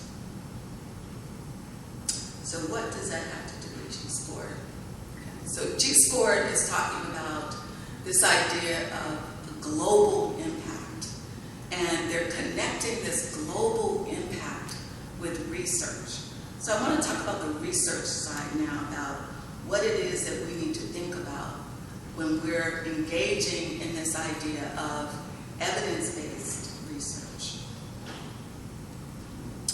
So as we move into the season of stability globally for counseling, and this idea of increased professionalism and sustainability, it is mandatory, it is necessary, it is a mandate that we consider and focus on research. There are 5 primary reasons for this emphasis. First, by prioritizing counseling research, we move forward in the discipline as a natural next developmental step from the conceptual to the empirical. Second, there's a need for empirical articles that reflect our pedagogical perspective. As counselors, we are humanists. We believe that we have the faith in our clients that they can self-actualize. We're not pathologizing them. We believe in the wellness model. So we understand that people are not sick or well, but they slide on the wellness continuum based upon stressors in their lives. Therefore, everybody can value and appreciate counseling on a daily basis. So it's not about, I need counseling because I'm sick. I need counseling because I'm not well. I need counseling because I have a pathology. I need counseling because I'm crazy. What we believe as humanists is I'm a human being, and it's important for me to take inventory on a regular basis to determine how am I doing. Okay? So counseling it utilizes a wellness perspective. Our pedagogy emphasizes prevention. So when I teach students, I talk about the fact that 75% of what we do, of how we spend our time, should be on prevention. And the other 25% should be on rehabilitation. Now, I realize that when we get these jobs, that is not what's expected of us. But it doesn't mean that because we're in the world, that we're of the world. We need to maintain our counselor identity and understand that prevention matters. Prevention is important. So we need to understand the role of prevention. And finally, we are holistic. We've heard this word used today already. The idea that we need to take a comprehensive approach. Okay? That, again, is common sense. As a mother, I understand I can't just focus on one thing as a solution, as a way to problem solve. I need to use whatever means available to be able to resolve problems in my home, with my children, at work, wherever. So we understand that a comprehensive 360 view is what's going to get us the outcomes that we're looking for. These are the pedagogical perspectives. These are the assumptions that undergird counseling.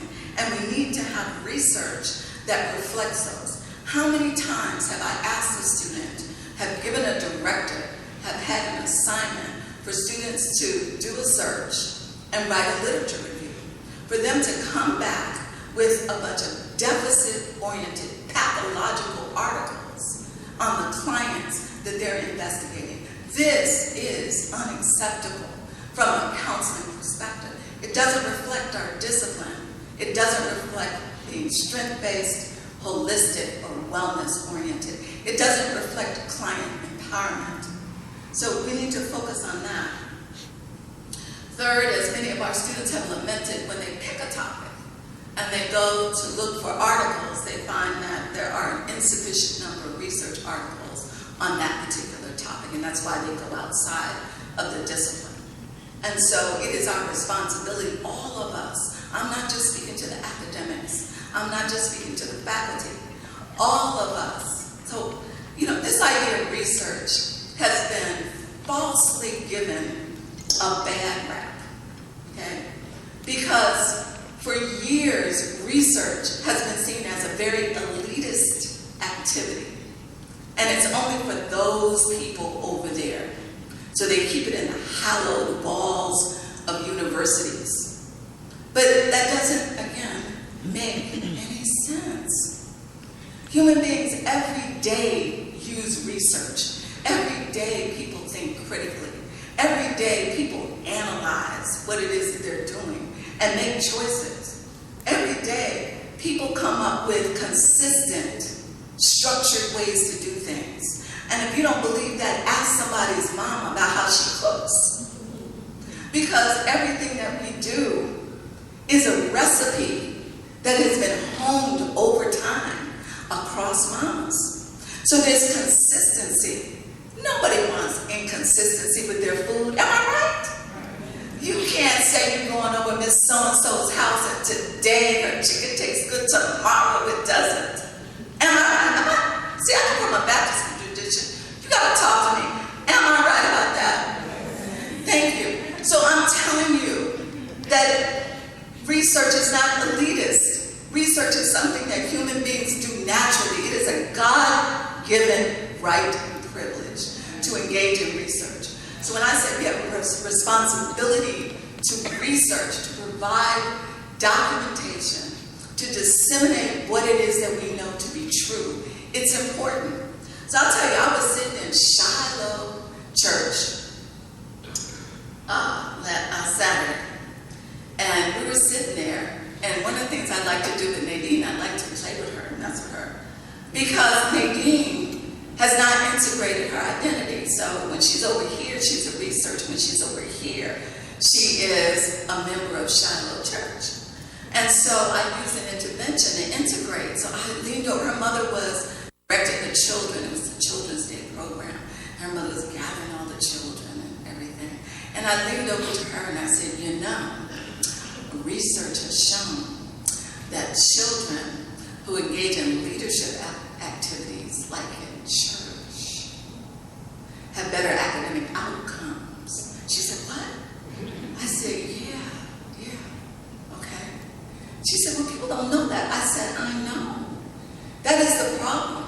It is this issue of we need to present counter narratives to who we are.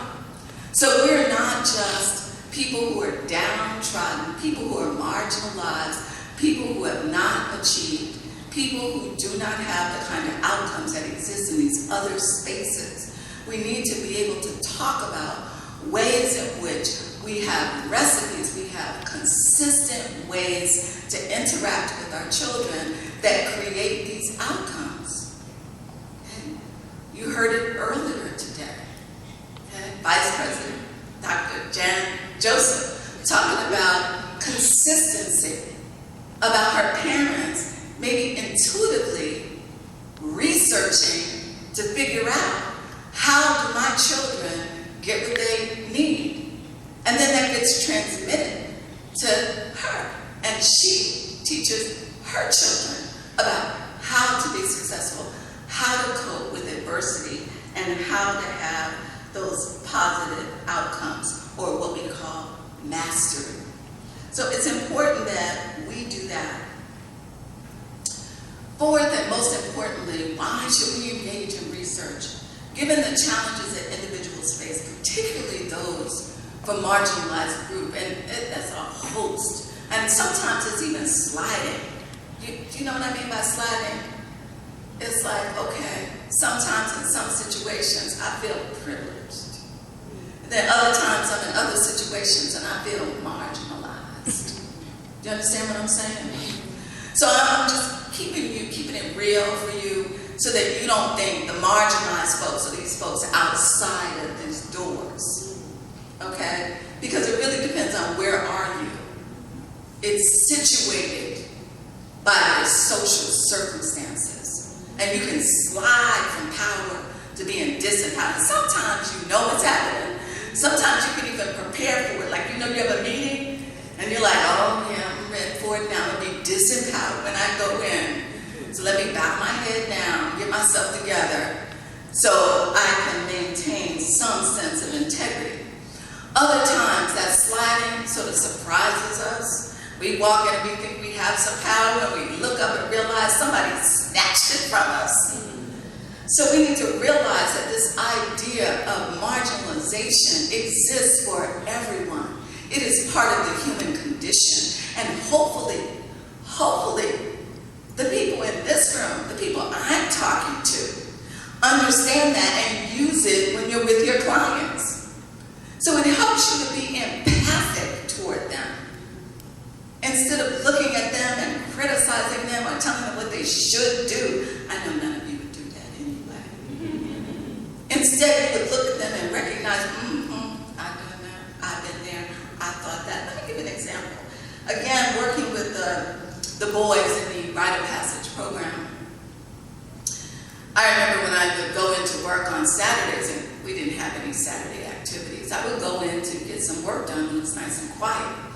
And occasionally on a Saturday, I would hear the screech of a car outside the doors. At the first time, I wasn't sure what that was. I thought maybe it was an accident or something. But after a while, I got used to it. You know what it was? It was somebody's parent and their kid. So they knew what that program was about. They knew about the building. They knew all about it. And they had just had it up to here with that child. I know you have, if you've been a parent or you work with children, you reach that limit of, I'm just going to pull up right here and I'm going to let you out. I'm through with you. And that's what I would get. And I would go to the door, I'd open it, and I'd let the mom or dad let off steam. And then I would begin to intervene. And I always start by saying, I have good news and bad news for you. The good news is I can help you. The bad news is I'm not taking your child. Okay? And then we would engage engage in conversation, and eventually we would enroll the child into the program that we offer to be able to help them. So we use that empathy. So when I look at that parent, I understand I've been there. I may not have pulled up somewhere ready to drop off my child, but I have felt like I wanted to. Okay? So I use that to be empathic. So it's imperative that we explore new ways of investigation that are liberatory in nature, emancipatory in nature. We need to have that as a hallmark for the research that we do. We need to have that on our minds. We need to wake up with liberation on our minds. Okay? So research is giving voice to our lived experiences. It serves as a buffer against marginalization. And it's the absence of stories that prevents the critical analysis. We're not disseminating other truths about our experiences as human beings. It's not enough to mention that some students experience persistent historical underachievement in education. It's not enough to publish articles about issues of bullying, violence, substance abuse, and teen pregnancy. We also need to tell other stories about resilience and coping.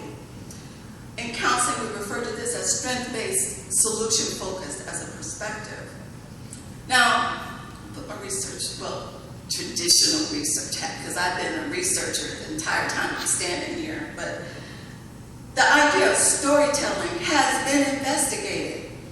I haven't found a community yet that doesn't use storytelling to transmit values to children. Okay? It's everywhere. And I don't even just mean in the Caribbean. I don't even just mean in the African diaspora. I mean everywhere I've been. And you've heard, I've been on 6 out of 7 continents. And I'm telling you that this exists as part of the human condition. And it's been studied, it's been investigated. So storytelling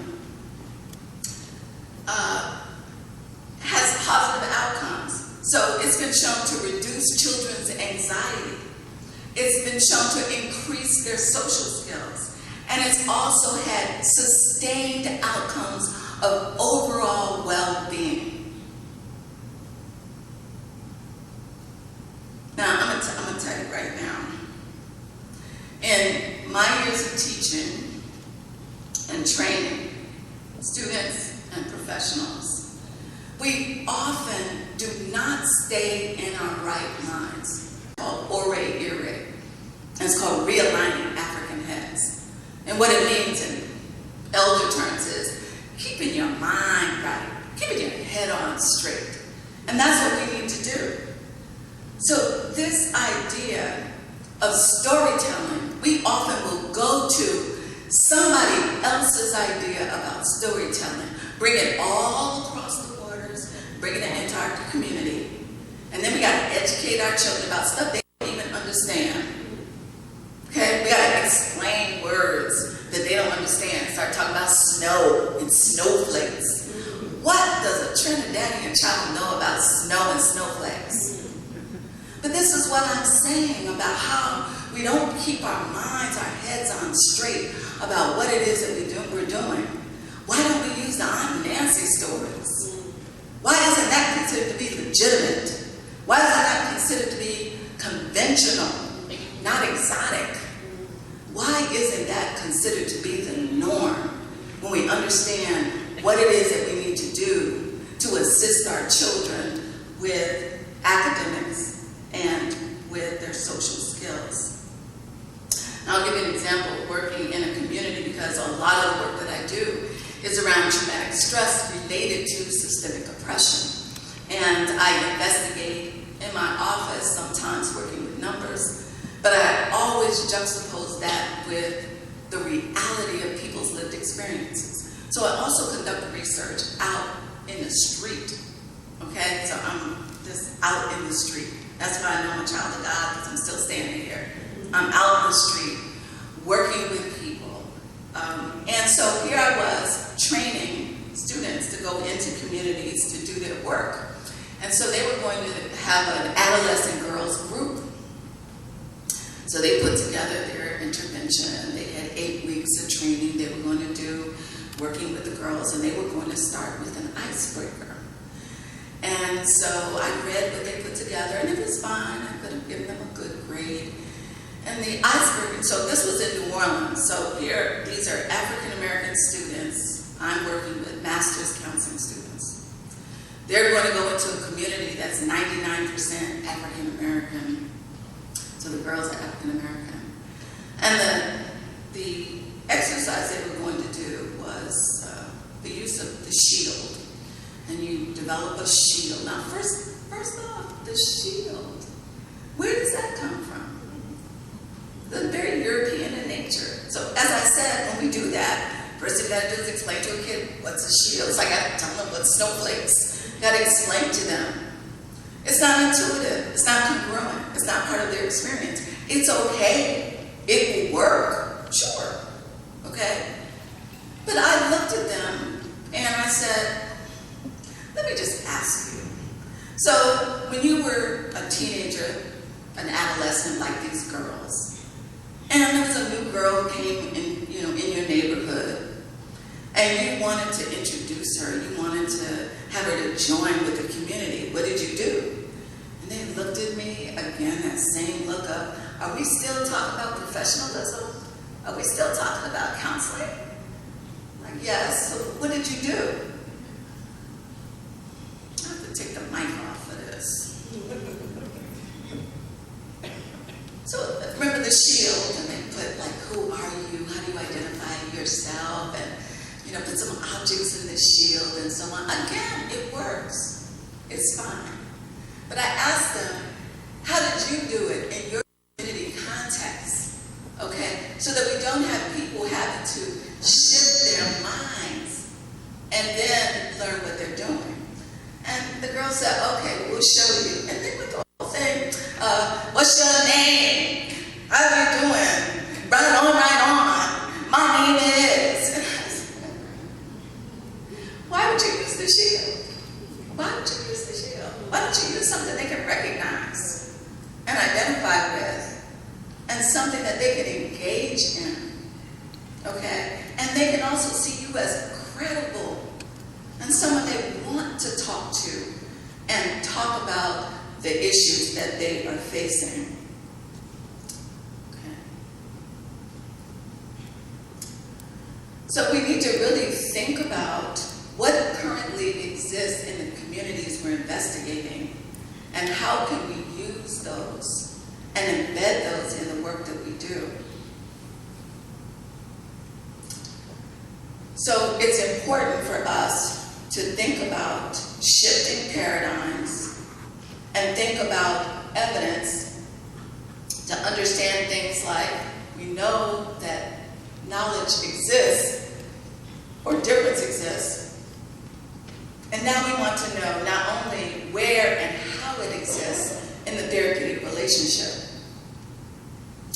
We want to know about interventions. That is the biggest piece that I talk about in terms of how research needs to be transformed within the counseling and mental health professions. And that is, we need to stop researching that something exists. We have a plethora of research that talks about issues that exist. What we need are studies that talk about interventions that work. Every practitioner will tell you that's what we need. We are tired, sick and tired, of reading about the problem exists. What they will say, common sense, they read those articles and you know what they say? I knew that. Come into my classroom, I'll show you. I knew that. Come into my community, I knew that. I don't need a study to tell me that. What I need is for you to tell me what I need to do about it. How do I change that?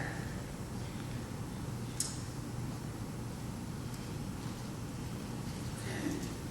I'm skipping through some of the things I talked about. Okay, so now let me go back and talk a little bit more about this idea of liberation and how that fits into research.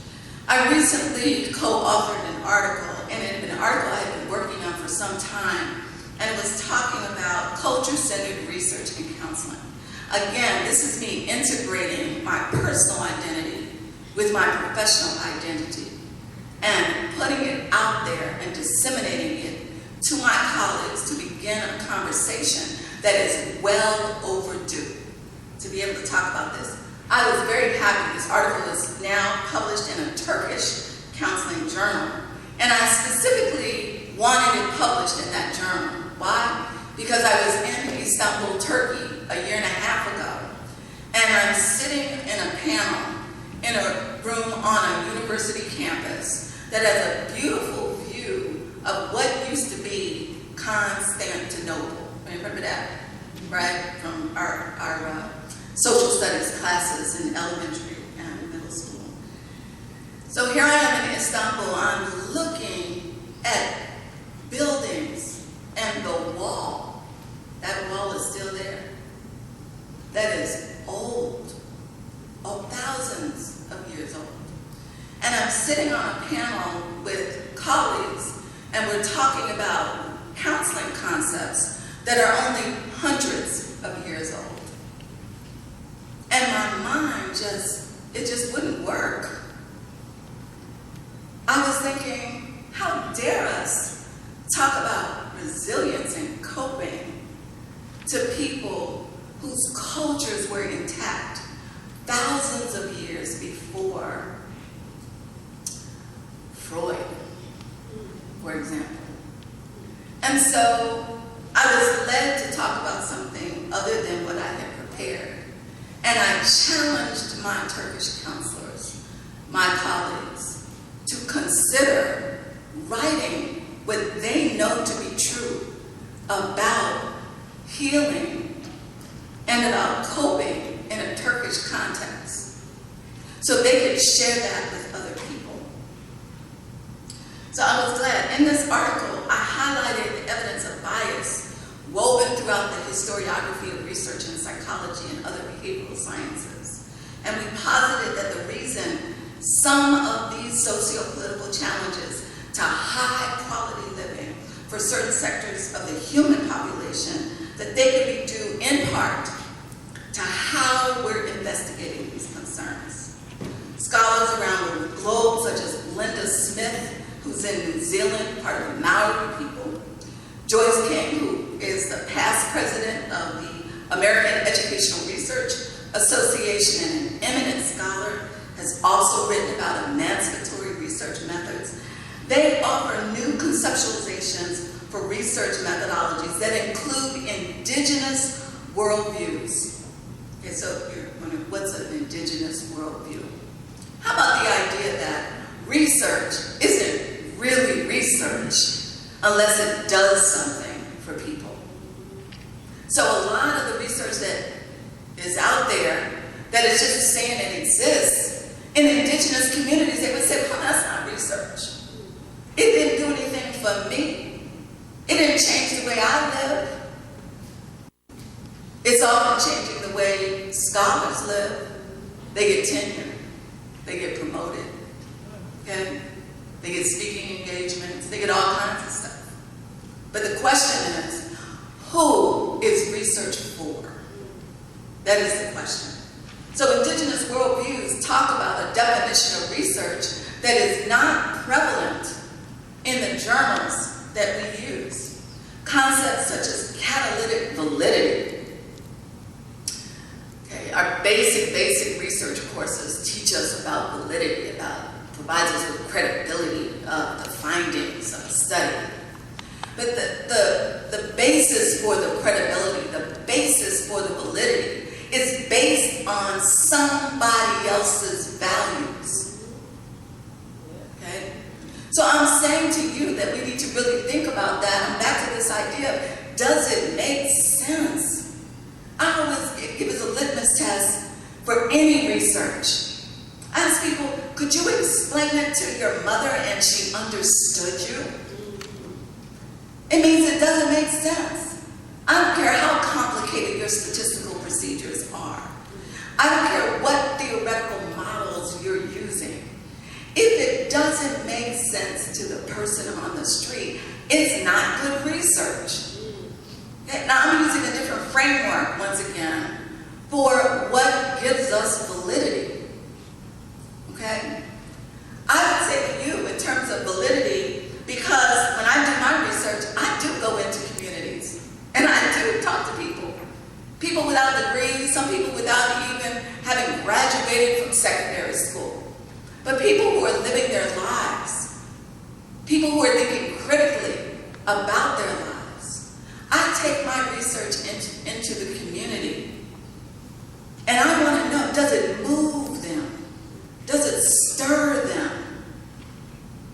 Does it wake them up?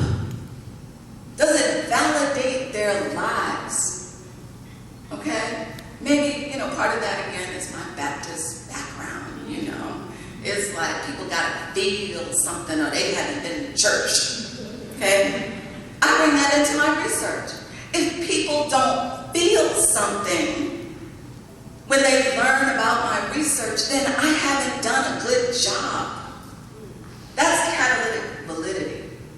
Okay? We need to look at that, and that's part of an emancipatory perspective on research. Another aspect of liberatory research or emancipatory research is that it needs to be morally engaged research. Okay? In the academy, we don't like to talk about morality. Much less, I would take it one step further. I think research should be spiritually engaged. Okay? And that is a disconnect between the lives of people we serve and us who are doing the research. Okay? They're talking about spirituality. We're not talking about spirituality. Now again, I can localize it, or I can globalize it and tell you that I've experienced that in Malaysia, China, Japan, Romania, India. I pray with anybody and everybody. I'm an equal opportunity spiritual person. Okay? Because I realize that in order for us to transform people's lives, it takes more than what I personally have to offer. It takes something greater than me. And I need to tap into that if I'm being for real. Now again, like I said, if I'm about tenure, if I'm about getting promoted, if I'm about getting my name out there, I can just put it out there. I don't care what happens to it. I'm done. Okay, it's published, done. But that's not who I am. That's not how I was raised. That's not how I see myself. That's not why I'm here. That's not who my research is for. So for me, it is about understanding that research needs to be morally engaged. I am obligated. I am committed. I am responsible. I only have privilege in order to serve. Okay? That is liberatory research. And those of you who have encountered obstacles and had to rely on something greater than yourself, maybe you know what I'm talking about what it takes. So I look at that again with my common sense hat on when we talk about problems in schools. And I say people know what they need to do. They're just not up to the task. Okay? Don't get mad at Yvonne because she asked me to come here and talk to you. So again, I put on my conventional hat and research. So if we're afraid to talk about spirituality and research, then I can tell you that some scholars have gone there and they have researched the benefits of spirituality as a core value. So it's been documented that research is correlative to reduce mental health issues, to reduce physical health issues, and again, overall well-being. I know that in my own research when I was documenting parents and parents who've been successful with their children. So I was sitting and working with numbers, and I was looking, and every time I ran the analysis, I kept seeing these at-risk children as these little dots on my scatter plot. And I sat there, and all of a sudden the Spirit hit me, and it said, look at the outliers, the people who are not in the cluster, the little dots out here. And that became the basis of research for about 3 or 4 years, where I took a look at and investigated parents who have children who should be failing, but are not. Children who are excelling in the face of odds. And when I asked them, how did they do that? They talked about spirituality. They said they prayed before they went to the school one more time to talk to those teachers, to talk to the principals. They said when they wanted to make sure that their children had the right moral fiber, and their children are telling them what other kids are doing. Well, Mama, why I gotta do that? Why I gotta come inside? Why I gotta study? Why can't I have those fancy shoes? Why can't I have those fancy clothes? Why? And the mothers would say, I would pray that God give me the strength to say no one more time. So parents are talking about how they use spirituality to be able to do that. And as I said, I've witnessed this idea of spirituality in research everywhere I've been. We can no longer afford to replicate research methods that have been handed down or handed over to us. We must ask ourselves, how does this research reflect the cultural values of my community or those who are the focus of my investigation? What is my relationship to the research? Before we even get started, ask myself, how do I position myself in relation to the story I'm about to tell? What is the goal of my research? Where am I going with this? Why does it matter? How will the community be transformed by my research? How can I collaborate with the stakeholders in designing the study as well as implementing, analyzing, and interpreting the data? Before I came into my doctoral program, I was engaged in the anti-bias project that you heard about in Japan. And so early on, I received this imprint from the Japanese. In Japan, no scholar who conducts research without a practitioner is considered legitimate. So all scholars partner with practitioners to engage in research. Now, again, that just makes sense because it keeps it grounded in the reality of what really works and what are the real problems. It's important that we move from being consumers of research methodology and design to becoming authors of research, design, methods, and theory. I would like to return to Trinidad and Tobago, not 40 years from now, but soon, to know that the people in this room have created theories for research methods that reflect Trinidadian values. That's what I hope for you, that you are informing me and that you are challenging me to do my research differently because you come together and said there are things missing from this equation that will give us the outcomes that we want. The research we conduct should be congruent and localized to our lived experiences. When we become more inclusive and expansive, we open ourselves up to new possibilities for ourselves, our students, and our clients.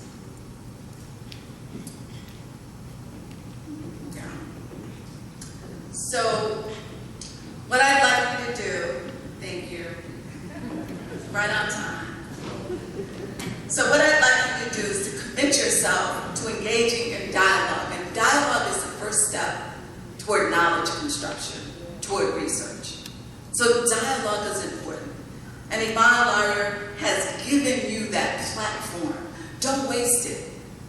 Don't waste it. It's a great opportunity.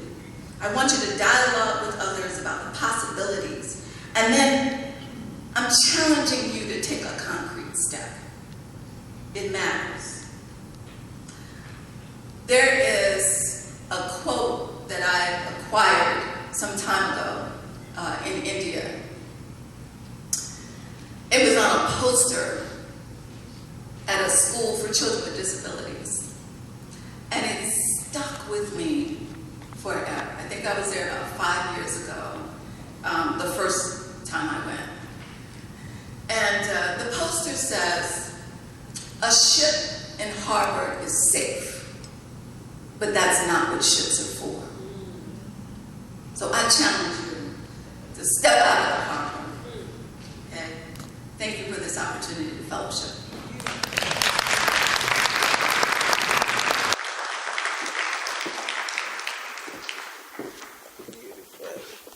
Thank you. Thank you very much, Dr. West Olatunji.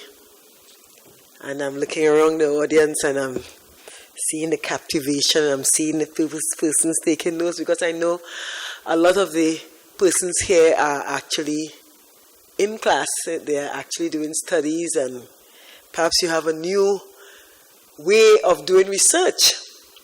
I particularly like the moral and spiritual engagement of the research. That you have to, some of us just regurgitate some of the information that we look at the net, which we know that some of it is not so authentic. But it tells you that you need to go, and I particularly love Dr. Olatunji's, when she said that your research must affect somebody. You don't just do a research to have it lined up in a library and you know, my name is in that document, but you do it in such a way that persons whom you know, because some of us go and interview persons whom we know to get the research, and when we do the research with the persons whom you know don't even see the research, they don't even feel part of it.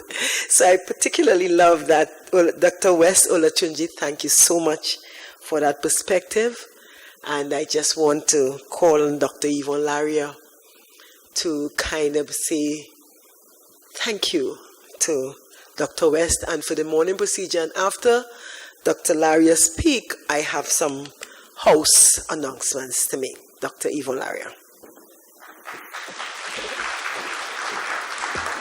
Thank you again, Dr. Sarisi West Olatunji. I knew when Dr. Lynn said, "Oh, I know Sarisi," and I spoke with you, I knew you were the person for the keynote. Thank you so much. And again, I want to thank everyone. I'm looking out across the room, and it is the song Nadine sang. That's the song that has been, that song is what kept me going. That was my theme song from 4 years ago. And when I told Nadine I wanted this song to be sung at the conference, I'm looking for somebody. She's like, I know that song. I know that song. I said, well, you're it, girl. So thank you. Thank you. Everything has aligned. And again, in God's world, there's divine order. And this is divine order. You're here because you're part of that order. So thank you, presenters. Thank you, attendees. Thank you, all the organizations that have contributed, sent individuals or persons. We want to thank those of you who flew in, who drove through this Trinidad traffic, which is horrendous. You think you're living in LA when you're driving in Trinidad. Thank you for all the opening ceremony participants, the AV men and women. Thank you, a special thank you to Royal Bank Education Foundation. They were one of our major sponsors. So I implore you to please visit their table outside. Also the TDC, the Tourism Development Company, they have also been instrumental. And I cannot say enough thanks to the following people. And I don't want to start because everybody in this room, I think I've spoken to every single person in this room. And so I do not want to just start thanking and then leave some people out, and then people are going to start feeling like, well, was I not that important? But you are all important. Every piece matters. But I want to thank my parents. Hopefully you guys won't get upset because I thank my parents. Okay, I want to thank my mom and my dad, my brothers. my sister-in-law, Melinda, my lovely nephew, Anderson. But I also want to thank Mrs. Margaret Sampson Brown. Please give her a round of applause. She, from the moment we met on Skype, initially, because we were planning this conference through Skype, and most of it, we established, there was a bond, there was a spirit that we experienced, and we just can't figure it out. But we've been living in that spirit and that bond, and I thank you for that. Then there's Mrs. Veronica Simon. Is she somewhere here?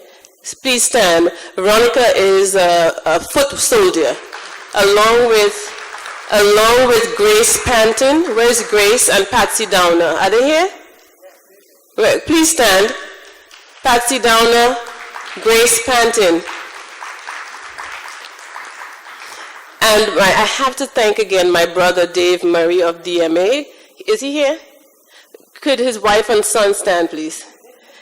They have, what you would learn, what I have been reminded of. When you're working in countries that are collectivistic, relationships matter. And a lot of it could be used for good or bad. You know, this is about who you know. These people know people. And we have used it for good. Okay, we have used it for good. We haven't bribed anybody, so don't try to extradite me.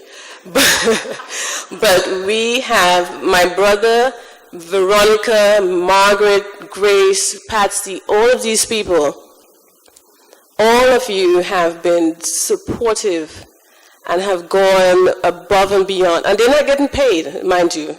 Nobody's getting paid. As a matter of fact, I'm broke. Okay? Flat broke right about now. But the Lord is good.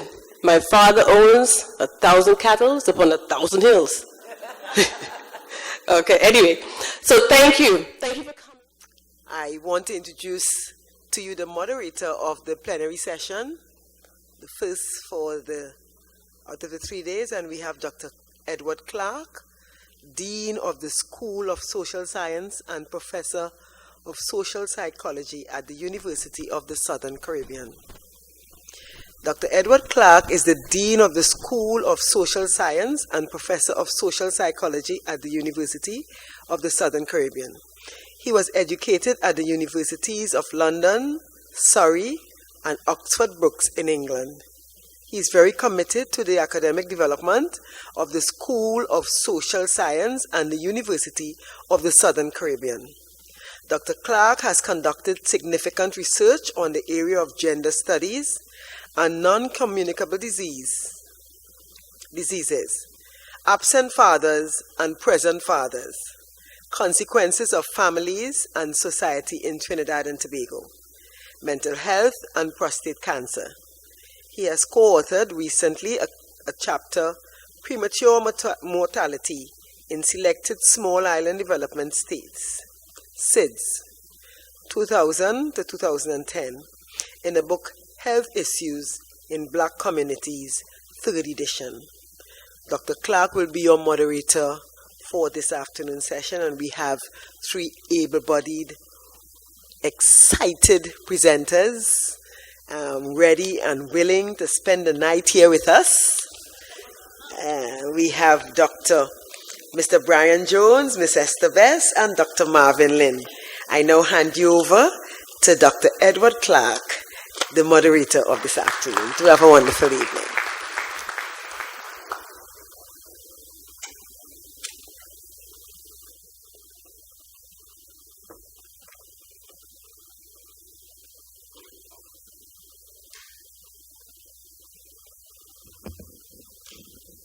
Thank you, Madam Chair.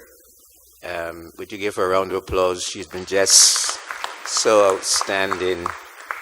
Good. Shows that women can do it even better than men. Oh, well, this is the beginning of the excitement. What you had was just the starter. And now we're just going to give you the main course this afternoon, and I hope that we'll be able to do that timely so that you will not leave here when the sun has already set. I am going to introduce each speaker as the time is appropriate. So I'm not going to introduce all three of them to you now. I'm going to introduce the first speaker, and then we will get started. But I just want to look, first of all, at the focus of this conference. And it focuses on social, emotional, and academic and career development of children, youth, and in the Caribbean as a direct result of school counseling. And counseling is a very challenging profession to be in, especially these days. And I'm just going to allude to one thing, and then we'll introduce the speaker properly. As I was traveling back from South Africa, and I got to London, and then I got a newspaper, and I was trying to fall asleep, and I couldn't. And I opened the paper, I saw a very interesting story about school counseling. And possibly Professor West might think about incorporating this into her future research program. There in the paper was a young man, a young boy actually, I think he was about 12 or 13. And there was a picture of him all dressed in a lady's attire. And he wanted to go to school. And the teachers couldn't refuse him. He wanted to be treated as a girl. And at such a young age. And they decided to send him to the counselor. What can a counselor do to a young boy at that age, 13 and 14? And I was told in the rest of the article that there are lots of children like that in England who are having gender issues and who, for some reason, have thought about themselves and they want to be redefined. In the school, treated in the school, go to the ladies' bathroom and do all things that ladies are supposed to do, and the counselors are somehow to maneuver them in that situation. I thought, interesting time for counseling. Very glad I'm not a school counselor.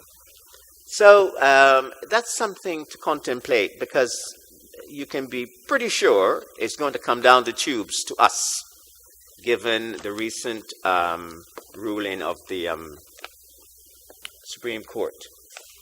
Well, this afternoon, our first speaker is Mr. Brian Jones, and I have known Brian for quite a while, and so I will just read what's in the brochure rather than tell you what a wonderful person he is, because he really is.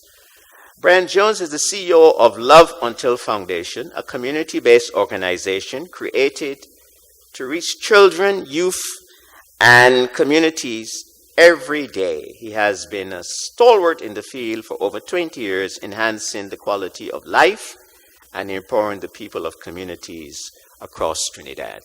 And there's one thing I noticed about Brian. He never seems to be satisfied with one problem. He always looks for more problems. When I first met Brian, we were working together with a children's home in Sangre Grande. And before he can get out of that, possibly, he was also involved in another children's home in Tacarigua, yes, around the area. And then before I knew it, he was involved in another one in Berea. And then he was one in Levantin. I just wonder, but does he work? You know? So he just seems to attract or to look for issues. And so he is very knowledgeable about the community and some of the challenges that the community faces. Brian, I welcome you to the podium. Give him a round of applause.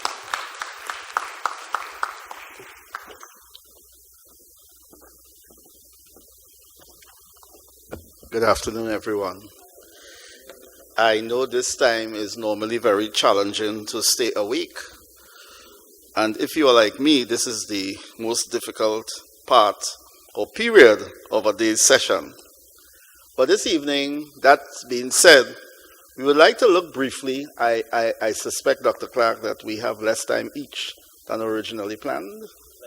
Dr. Laria? All right, well, will try to. And this evening we are looking, as you see there, 20 minutes, Community in Crisis, Reaching Our Children, Youth and Communities in the Era of Globalization conference. Now this evening what we'll really focus on is looking at some of the challenges that would create crises in communities, but also look at what Love Until, the foundation I am chairman of, not CEO. The CEO is a we. So I'm chairman. I'm the one that speaks, and everybody else will do the work. All right? Because I am employed full-time otherwise.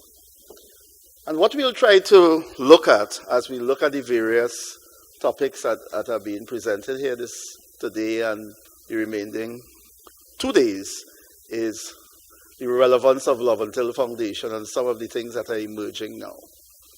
Globally, as we know, or as we may research, crime rate is rising rapidly, and we are well aware of the challenges that now faces the world. Emergence of radical and violent terrorist groups, decline of moral values, continued destruction of the family unit, in particular with fathers.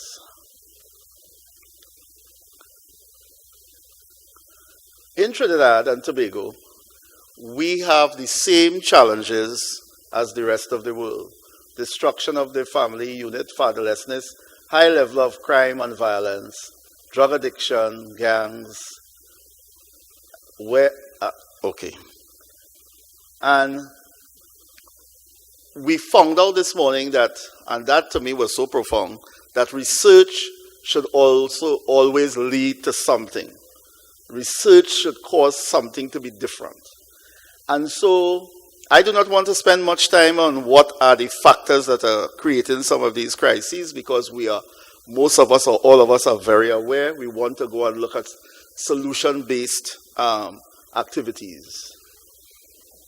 So what factors contribute to our community in crisis? What elements continue to fuel the crisis? Who is in the crisis? Where is the crisis happening? And this is relevant to Trinidad and Tobago. And some of the factors that are contributing to the crisis, we will look at. One, poverty. And we will show this afternoon, here in Trinidad, that the Trinidad and Tobago Police Service has identified hotspots. These are areas with the highest crime rate. And the hotspots match identically to the Central Statistical Office highest poverty areas.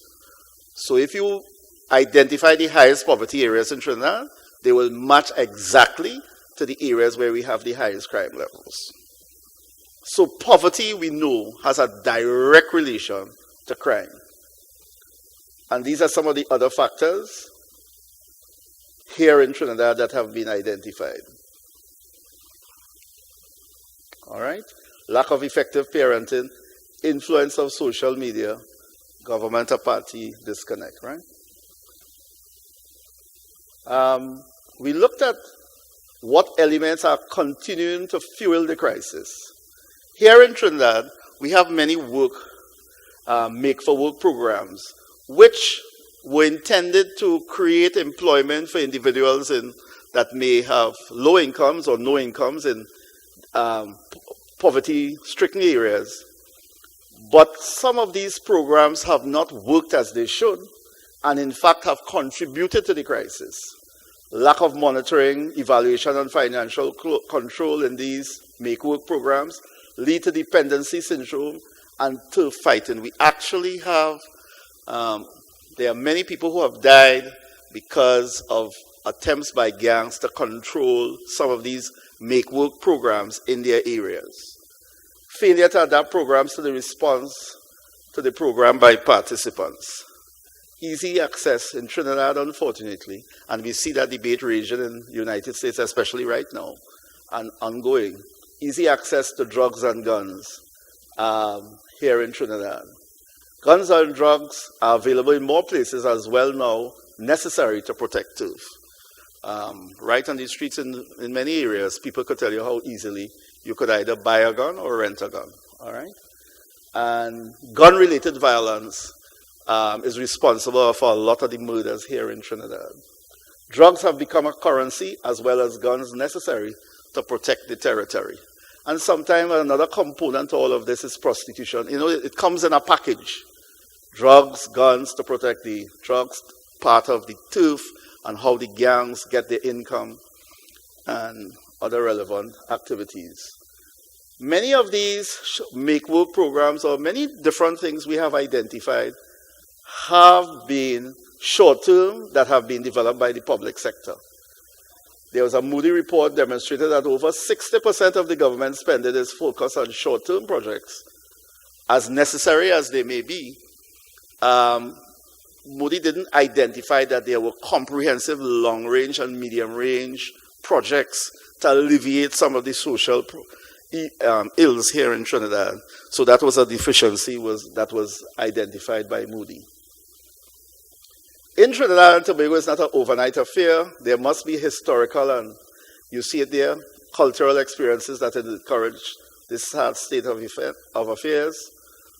Social programs here in Trinidad, we speak about it all the time, Trinidadians and Tobagonians, that social programs create a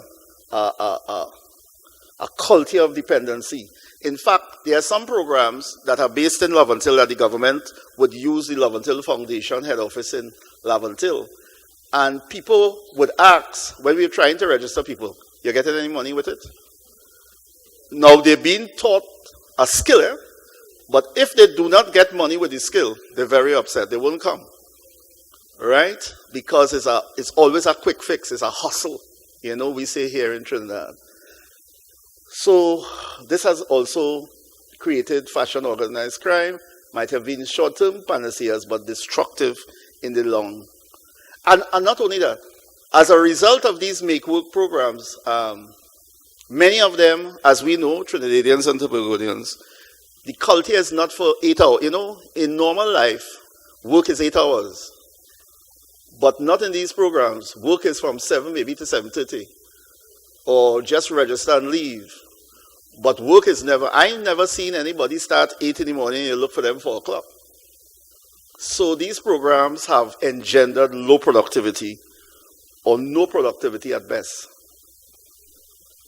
So who is in the crisis? And these have been identified as the individuals who are in the crisis.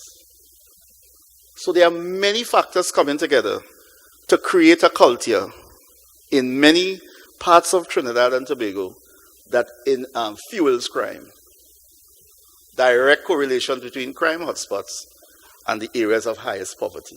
Very, very, they're very related. So as we move forward, there are other factors, obviously. That's just one component that creates the crime. Diego Martin, Sandy Grande. Is there a connection between poverty and crime? There certainly is. And I'm sure we have all heard it, known it, researchers have proven it, that is what it really is, right? So let's discuss solutions, because we have heard the problem over and over again, right? What can be done specifically, the who, where, and the elements and environment? Reaching the community every day, analysis of the needs. We heard about that earlier today. When we go into a community, we need to analyze the needs of the community, existing competencies, willingness and skills of the leaders. In other words, it makes no sense to go into a community and try to impose yourself on the community. You need to understand what are the problems in the community, but what strengths they also have, because many of these communities have a lot of strengths, but they have never been developed because of the culture. All right, so what we try to do is develop and understand what we are dealing with. We believe, therefore, in Laventille, there must be a comprehensive network array of support systems that will minister to the disadvantaged groups. Assisting a community in empowering itself and improving itself is not a 6 months, 3 months. One program on its own cannot do it. Has to be a concentrated effort of an array of services over the long term. And with that said, you're looking not for a dramatic, that's not the real world. You're not looking for a dramatic turnaround of every single person in the community, but maybe just a small percentage that will make a huge difference, right?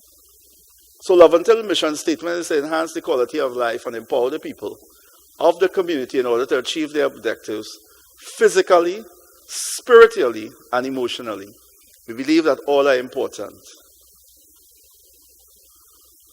So here's our experience. So we apply this network of services in order to meet the challenge in the community.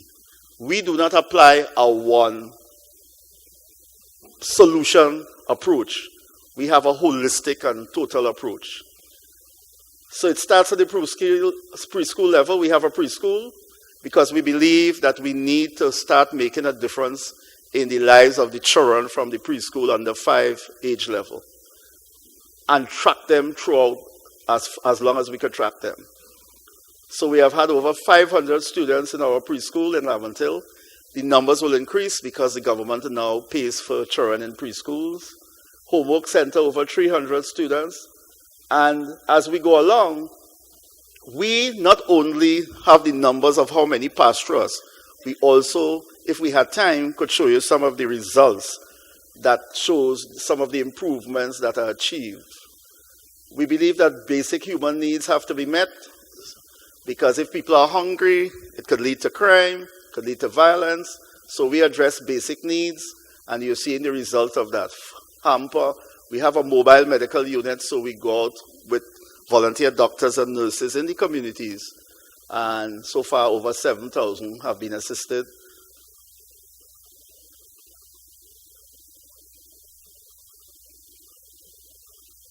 We also have, as you see here, we do a lot of work in schools in the Port of Spain area, 13 schools, and over the last 6 or 7 years, over 8,000 students have been impacted positively by these life skill training. But we do life skill training, and I know I have to hustle on. We do life skill training, but that's just one component. We would also do many other things. We'll have debates, music competitions, sporting activities, a comprehensive range of activities for outings and things like that, field trips, because in order for the youths to be able to develop more effectively, we have to come up with programs that will bring out the best to help empower them and develop them and give them positive alternatives to the negative stereotypes that they are exposed to.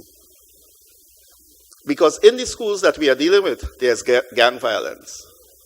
The schools that we are talking about, the 13 schools, most of them have gang rivalry within the schools based on the areas they live in. In fact, one school quickly, they have to, when the school ends, they let children go at staggered periods because they do not want all of them to be leaving at the same time.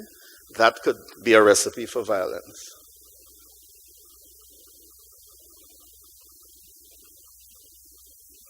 We have a hotline because many people won't come forward. Over the last 10 years, about 20,000 calls, we estimate. Support groups. The idea of support groups was developed by, many of us know him, Dr. Clive Dutton, because of the fact that we found that people need a resource base to go back to. And these support groups, Friends Forever, deals with drug addicts and their families. So they meet on a regular basis and they do interventions are done with them, counseling are done with them. But this filters from the Ready Center, our drug rehab home. And I see Miss Bess is looking at to say she doesn't know about this. I hope she does. Heart, she looks stunned. Well, that's a good thing that you're stunned. You'll be able to help us more. Heart to Heart, this addresses individuals with HIV, ST, and other individuals who are in grief or victims of crime. So we have meetings on a regular basis with people who have these sort of challenges. And these groups will be set up in communities that we are doing work in. Right? Courage Unlimited, please. Victims of gangs. And the school-based interventions that we are doing. It's called Dream Team. So, Love Until strategy is a wide range of services applied to communities, applied to schools, applied to children from a young age in order to make a difference as we go along. 5 more minutes. So moving forward, because our philosophy is the cradle to the grave, and that is what Dr. Clark was alluding to, we are always accused of trying to do too much, Love Until Foundation. One of the sad things is that people tell us we try too many things, because out of this, we have an array of homes, one for girls, one for boys, Raffle House, Gyro House. We have a transition home for boys, where the boys are now too old for the regular home, but they do not have anywhere to go because they do not have a family unit or background. And so we create an environment through the transition home called Bridging the Gap, where they will be taught life skills, not only life skills, vocational training, either that we will organize or through the government-run programs. And they are taught coping skills and assisted in savings and so on to be able to live on their own.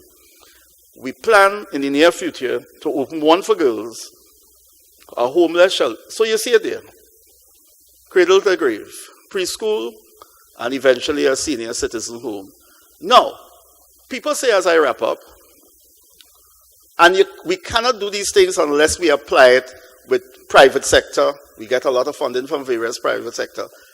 One of the main funders of the main and sole funder of the school-based program, Republic Bank, they have made a huge difference in the amount of funding that they give, and many others whose names are too numerous to call.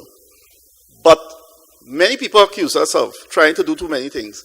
But once they know our homes are open, they criticize us for opening it. But then they always calling us to refer people because the need is so great. But we have to call upon, we can't do this alone. So we have a network of other NGOs, the public sector, and private organizations that we work with in order to create a holistic approach in the communities, in the schools, because the need is so great. We do not believe we should just go into an area with just one single approach. However, it means that we have thousands of people that we are working with. We track them as far as is practical, because some people we just track for a limited time. Many we would not be tracking, but we are aware where they are. End result of this, we do not have the time now, but we could show some of the results that will reflect reduction in teenage pregnancy, improvement in literacy rates in the homework center, reduction in deviant behavior in some of the schools as a result of the children that are exposed to our programs. The end result is that the areas that we work in, the society is better for it. And without the help of all these various institutions, we cannot make the difference that we think we make on an ongoing and a regular basis. It's hard work, but it's worth it. When you see one young man, and I'll give you this quickly. There was a young man that I met in a particular area. This is the closing thought. And his claim to fame at the time was that he was so violent that he was in prison for burning up people through acid on them and so on. That was his claim to fame. And because of the interventions done with him, he is someone now that speaks for us on television. Because not only is he studying air conditioning and has passed about 2 years of air conditioning training, but he has his own business separately that he does along with his air conditioning training. He's completely turned his life around because of these interventions. He's one less individual will be available for the gangs. And if you save one, you feel that your work was worth it, and the headache was worth it. I thank you very much.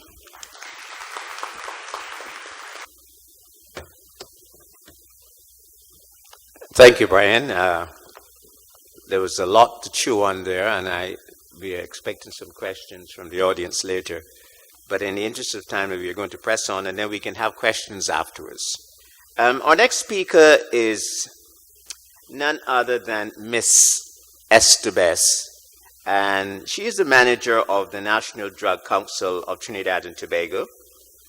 Between 2002 and 2007, Ms. Bess lectured in the Department of Behavioral Science at the University of the West Indies, St. Augustine campus, and both at the bachelor and master's level, and she was one of the academic staff charged with developing the course content for modules to be delivered in the Caribbean Distance Education Program. Most recently, she was one of the persons selected to review the adolescent treatment modules and will be one of the master trainers for the delivery of this course content. Along with these achievements, Ms. Bess currently holds the following positions in Trinidad: Chair of the Inter-American Drug Abuse Control Commission, Caribbean Project for the training and certification of treatment providers and prevention partners. She's also alternate to the governmental expert for the Governmental Expert Group of Multilateral Evaluation Mechanisms, Vice Chair of the Technical Advisory Body of the CARICOM Regional Drug Demand Reduction Strategy of the CARICOM Secretariat, Secretary of the Steering Committee for the Achievement of Drug Treatment Courts in Trinidad and Tobago, and the Juvenile Drug Treatment Court. Committee in the Drug Treatment Court in the Americas program represents Trinidad and Tobago at the International Association of Drug Treatment Courts. Member of the CARICOM Commission on Marijuana, and lastly, member of the Trinidad and Tobago delegation to regional and international meetings and conferences.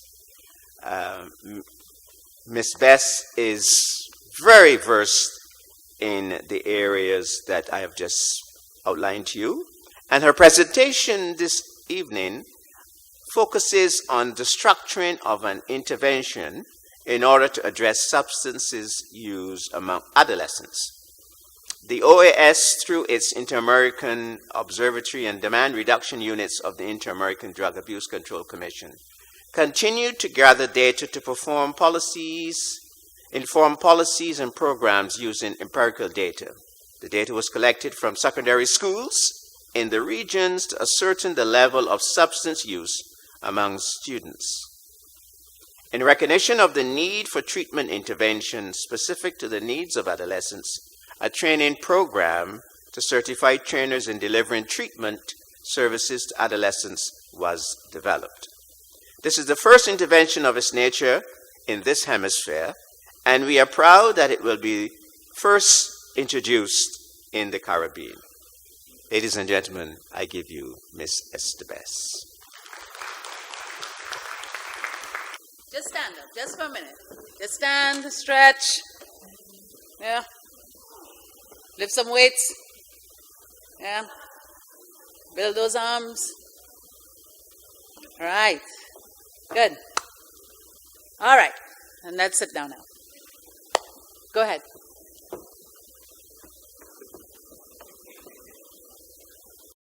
If my people, which are called by my name, shall humble themselves and pray, and seek my face, and turn from their wicked ways, then I shall hear from heaven, and will forgive their sin, and will heal their land. Awo, awo, awo, awo. Awo, awo, awo, awo. Kadaya, daya, gadaya, you cry, gadaya, daya, gadaya, because they're coming on the nation. Awo, awo, awo, awo. Awo, awo, awo, awo.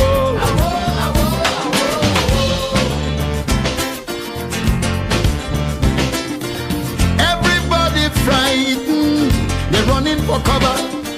No respecter of persons, them bandit, them killer.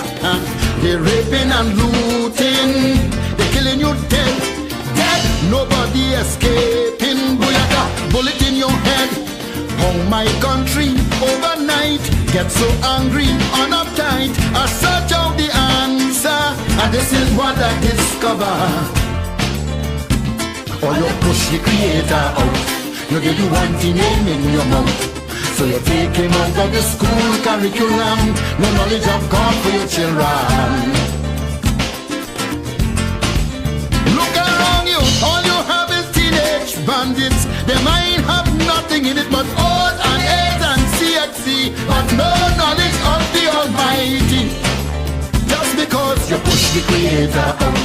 You didn't want the name in your mouth. So you take him out of the school curriculum. You're reaping the fruits of your actions. So tell me where you're balling for. Where are you crying for? Where you're balling for? Where are you crying for? Is you who push the creator out. Yeah. Every generation that comes is nothing more than a reproduction of the one gone before. All your double standards. Okay, how many people know that song? Most people who are here, who are from Trinidad and Tobago anyway. And Rashoti did that song a long time ago. Is it still relevant today? It's almost like he was prophesying what was happening, because at the time he did it, the situation certainly wasn't what it is today. But we've seen this, it's almost like a gathering of a whirlwind, and it just keeps getting bigger and bigger and bigger. And I was really pleased with the presentation from Love Until, because it means that there are interventions going on, but really, are they happening fast enough? And when I first did this presentation, it looked very different to what I'm going to present today, but something changed it last week. I remember, how many of you heard about the arrest of the 4 boys in the bathroom at Faizabad Secondary School? How many people heard about that? Yeah? These 4 students were caught smoking marijuana in a bathroom in Faizabad Secondary. 3 13-year-olds and a 16-year-old. And the police and the principal called in the police. And the general secretary or whatever, the senior person at tutor, was applauding the action and saying, yes, that's what they need to do, because drug use is too prevalent in the schools and we need to have them arrested. And I'm thinking, oh my God, we are in so much trouble. But what we're looking at in terms of the empirical data, oh, I'm sorry, but you can't see that. Okay. The empirical data shows, and this is for the region, secondary school surveys were done in 2013 and 2014. And on an average, the substance use by past year prevalence is just about 60% across the region. That's first year prevalence. When we look at past month prevalence, it's a little bit less. Will they get these presentations? Where's Dr. Larry? She stepped out of the room. Would everybody get copies of the presentations? Yeah? Okay, good. So that means you'll have the data.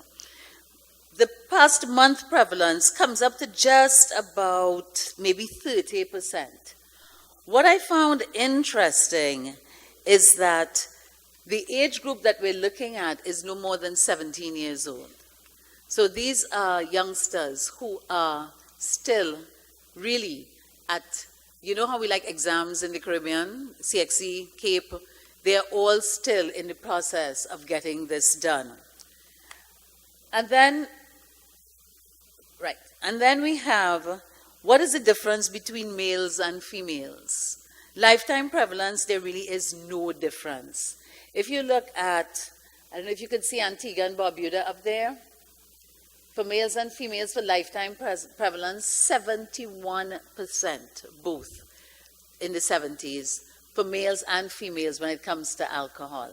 With marijuana is a little bit less, the 36% for the boys, 25% for the girls. And past month prevalence for alcohol by gender, 55% for the boys, 56% for the girls. So our girls are also getting up there in terms of their substance use, and that's something that we need to be very, very concerned about. We need to be concerned about everybody, but including the females. And then overall, when we compare the data between 2008 and 2013, there are some reductions in the numbers in terms of lifetime and past year and month.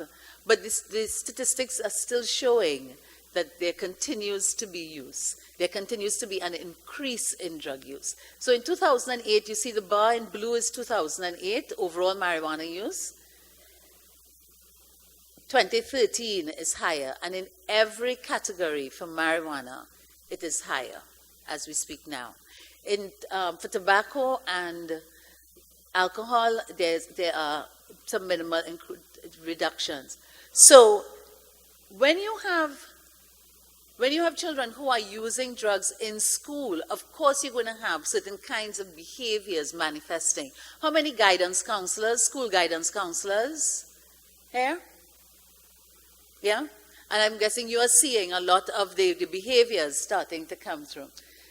But greater concern are the levels of arrests across the region for those persons who are caught using drugs. Now, in our law and in many of the member states of the Caribbean, if you are caught on a school compound or within 500 meters of a school, it's a trafficking charge. So you know those little boys who got caught smoking weed in the bathroom? They're on a trafficking charge, okay? So it's not even possession. So I got these statistics from the governments of the Bahamas. I was trying to get some from Jamaica, but I wasn't able to get it in time.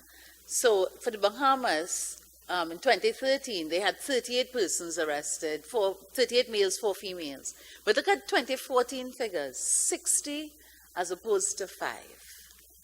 And then in Grenada, 35 and 1, they had a reduction in the males, but a 100% increase because they went from 1 to 2 of females in Grenada. When we look at Trinidad and Tobago, the trafficking arrests and then, of course, the possession arrests, you see the difference in the numbers, but the numbers are still high. That means for each year, we had over the provisional, those are provisional figures for so far in 2015, but for each year, we had over 100 males arrested on drug-related charges. That is just between the ages of 11 and 17. On an average, we have over 4,000 drug-related arrests annually. So we have to look at what can we do differently. Since 2014, the OAS, through the OID, which is their data collection section, started looking at what are we doing about drug treatment in the Caribbean and started collecting data from a number of countries, as you see listed there, on the clients who presented for treatment, and NADAP has been spearheading that project. So on the client, they're collecting basically the demographic data, age, gender, race and ethnicity, employment status, and their living status. And then, of course, we're looking at drug use and drug treatment. So it has to look at what is the primary drug of choice, the secondary drug, frequency of use, and age of first use, things like that. And then the type of treatment received and the sources of referral and so on. So that's the kind of data that they have been collecting. And this is what the age distribution looks like. 12 of the persons who presented for treatment were between the ages of 14 and 17. Now, look at that alongside the data that we have of persons who have been arrested for drug-related offenses, right? Only 12 persons presented for treatment. Between 18 and 29, it's a totally different demographic. There's 101, and then the majority of persons are those persons who are 30 and over. And there's a reason for that. By the time you get to over 30 and you've gone into your drug use habits, you're beginning to kind of spiral downwards. The teenagers are not presenting for treatment because guess why? They are still invincible. They haven't hit rock bottom. They can still do this and get away with it. They can still do this. They're young. They're free. They can do whatever they want, and they're still going to be okay. All right? Which were the issues that they were presenting for treatment for? For marijuana, 8 of the 12 were between 14 and 17. Who were between 14 and 17 were for marijuana. The others in the different age groups. Crack cocaine, 3 persons between 14 and 17. 3 persons for crack cocaine. To me, that's worrying. That is concerning. And then, of course, alcohol, most of the persons presented for alcohol. So if you're looking at adolescents, that is a real challenge. Before, we used to say, oh, adolescence is mainly the cocaine, a lot of alcohol, some tobacco. but not crack cocaine. So when we started to see that, and that's in 2014, so that is a source of major concern. And they did not admit to using any of the designer drugs. I think if we start getting into that, we're looking at a whole different demographic and a greater source of concern. So those are the main substances, as we said, that's just it in a graph form. And then for those who had criminal justice contact, only 2 of the persons were those persons who had been arrested. So more than likely, the other persons were referred either by the school, maybe by the family court through their parents. That's something we'd have to look at. But of the 18 to 24-year-olds, 30% of them had some criminal justice contact, which probably means that they were some of the people who Love Until may have missed in their interventions as they were going through. So what did we do? We knew that we had to improve our treatment services across the region. And so the PROCER, which is the certification mechanism for those persons who are currently working in treatment and rehabilitation, was introduced to the Caribbean in 2012. Now, this is a program that had been done in Latin America over a number of years. But when we looked at the PROCER, we realized that, okay, what do we really need? We need to have some kind of treatment some kind of certification that would allow those persons who are working in treatment to be able to deliver it at a high standard.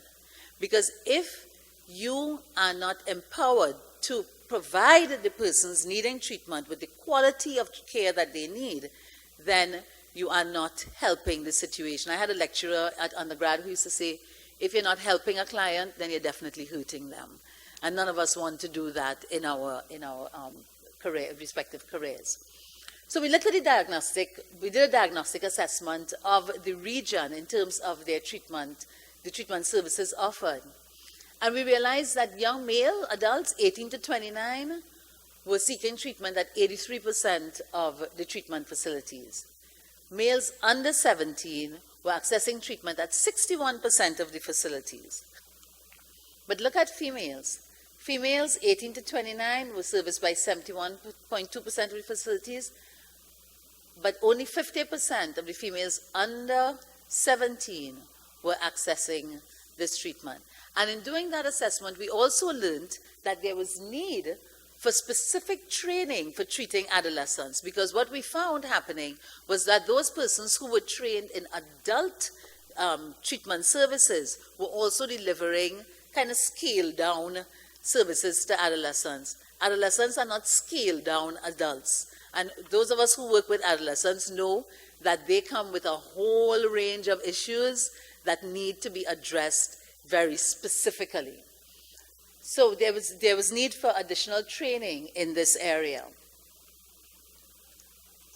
When PROCER was introduced in the Caribbean, it was introduced and intended to deliver services to those persons who were already doing treatment, who were already providing treatment in treatment centers, so that what it sought to do was to then certify these persons, because many of them have been persons who are in recovery, who want to help, who want to be able to make a difference, but they are not certified. Many of them are not certified in substance use. So over the past 2 years, we've had 17 people certified in Antigua and Barbuda, in the Bahamas 27, 81 certified in both prevention and treatment in Jamaica. We've had 27 certified so far in Trinidad and Tobago in treatment, and we will have another cadre of persons certified in prevention once we deliver that.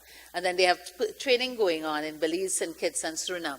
So the goal was always to have it as a regional program, to have regional certification through the UWI, and for us to take this program forward. So PROCER continues to be implemented. And these are some of the seen some different trainings in PROCER Caribbean. If you look down here, you will see Joella and some other persons from NADAP as part of that training in Trinidad and Tobago.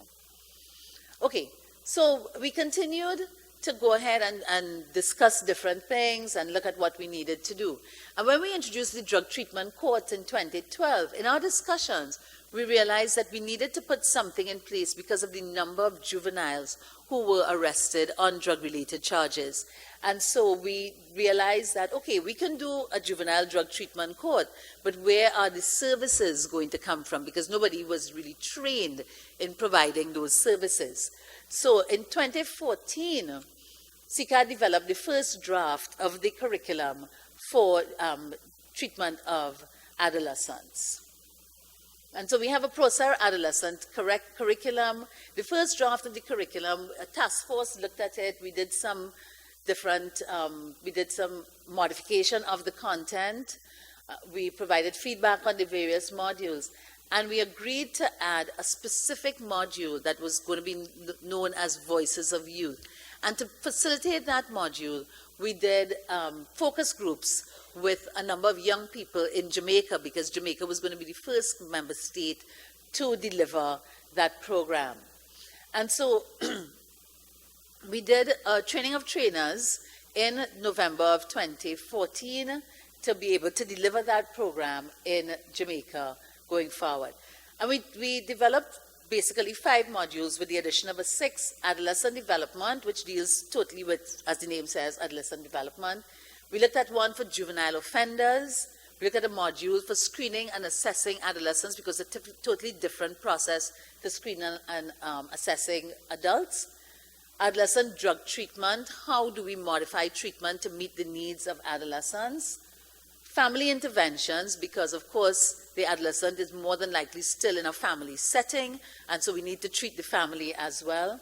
And then, of course, the voices of youth, voices of adolescents, to hear from them what are some of the things that they are saying.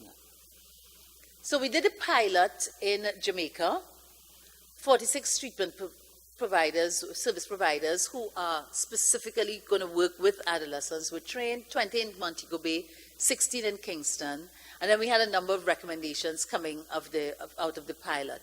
We agreed that there should be certification from UE for this component of the training, that we should continue to offer this specialized training, but we need to reach a wider cross-section of people. Now, it's not going to be one of those trainings when it's rolled out. It's not going to just be offered to any and everybody. You have to be committed to working with adolescents. You have to be willing to take referrals, so that when we have a cadre of people trained, we will know to whom referrals should be made, so that we are able to reach them in a comprehensive way, right? That we should develop additional modules on prevention. That's something that we're going to look at. I'm not sure we're going to actually do that. And then we have to review our ProSAR Caribbean treatment training. The thing about this training was that all of the recommendations coming out of Voices of Youth was in a Jamaican context, so that they talked about lizard tail and the marijuana and this, and I'm like, lizard tail?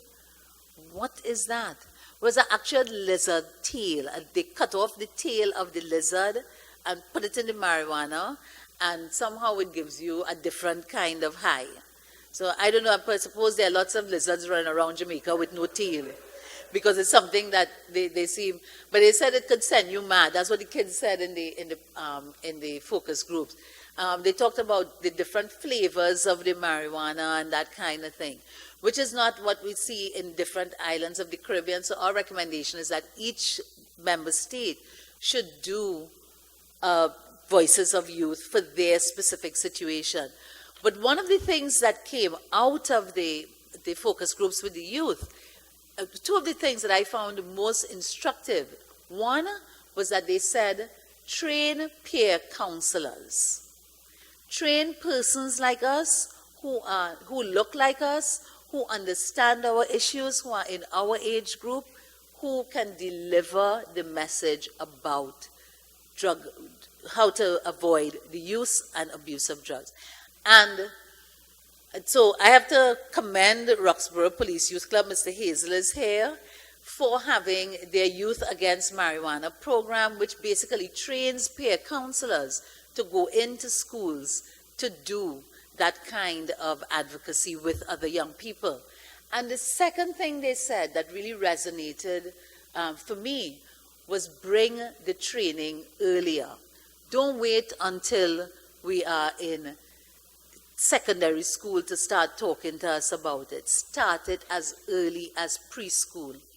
And so, again, I have to commend NADAP because they started a preschool pilot on drug education about, 4 years ago, and they're getting ready to roll out the full preschool initiative within the next couple of months. So when young people speak, we have to listen. If they say bring it to us earlier, bring it to us earlier. And I remember when we were talking about that program, Dr. Amory Brown was then the Minister of Social Development. And he came to the opening, and I sat next to him, and he said to me, Ms. Bess, you're sure we want to do this with preschoolers? I said, but that's what the administrators are saying, because it was in consultation with the administrators and the teachers, and they're the ones who said, bring us something that was age appropriate, that we can deliver to start sensitizing the children. And you know, when I was little, I didn't know anything about good touch and bad touch and all of those kinds of things. But we have to teach our children those things now. The internet was not what it is when I was growing up, but we have to teach our children how to use the internet responsibly. So in the same way, we need to also teach them about the substances. And children are sometimes the best naggers, because they'll tell their parents, you know, you're not supposed to be smoking. You know, you're not supposed to be doing that, or whatever it is. And I remember my daughter saying to my brother-in-law, who was a smoker, you know, you're going to get black lungs and die. And he's looking at her like, little girl, just get away from me. And every time she saw him, she said, are you still smoking? You're going to get black lungs and die. And she was about maybe 5 at the time, but they were learning about it in school. So that's how she knew. And I want to just reinforce that this is a truly regional thrust. So it's not limited to Trinidad and Tobago. It's not limited to Jamaica. It's going to be applied across the region, so that the CARICOM Secretariat has been very involved and supports the program. I really have 5 more minutes? Okay. And they support the program, and so they will be helping to have member states do the voices of youth, voices of adolescents, to help to get from the individual member states exactly what is happening in terms of their own situations with their young people. So what are the next steps for our Prosser Adolescent program? Of course, we have to incorporate all and rework the content of the different modules. We are going to continue to collaborate with CARICOM in terms of the curriculum adaptation and development, the training methodology and the delivery, and we hope to deliver the first set of training before the end of the year. We are going to do it under the umbrella of Prosser, and we are having the discussions with UWI Mona Jamaica and St. George's University to be able to have that the certification in adolescent treatment and training. We will have a meeting to look at, again, the content and how we are going to deliver the training and what worked and what did not work. We are going to have the adolescent focus groups, as I said. We thought we were going to be able to deliver it by July of 2015, but we're not going to be able to do that because we just don't have all of the information done. And we're also always looking for funding. So if Indiana University at South Bend, Dr. Joseph wants to support an initiative that addresses juveniles, and USC as well, you know, we're here waiting and willing to accept whatever funding we can get for that. And I thank you for your attention. I hope that you really will, you know, look at this program as an intervention that is worthy of your time. Our children are really, really under siege in terms of substance use, and we need to get inside there and do something differently. You know the definition of madness: if you do what you've always done, you'll get what you've always got, and that's what we're doing. We're continuing to do the same things over and over. Let's break the cycle. Let's do something different for a more positive and worthy outcome for our children. Thank you. Thank you, Ms. Bess. The area of drug treatment is a very demanding one in this society, and I'm sure that we'll have some very interesting questions later. Our last speaker is Dr. Lin, and he is professor and dean of the School of Education at Indiana University, South Bend. He is also an internationally recognized expert on race and education. His research examines the work and lives of African American male teachers, as well as the impact of teacher beliefs on African American students. He serves as an editorial board member on several journals, and has published more than 24 research articles and book chapters in reputable outlets.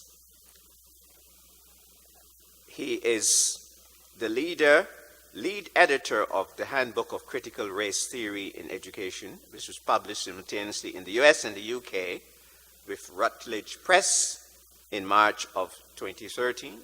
This is past.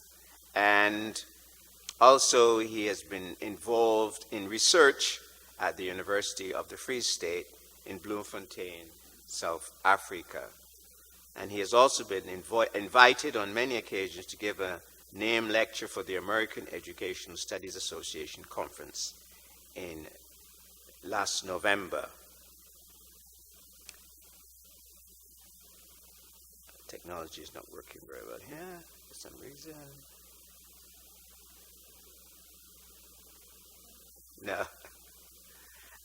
So his presentation is going to be very enlightening, and I welcome Dr. Lin to the podium.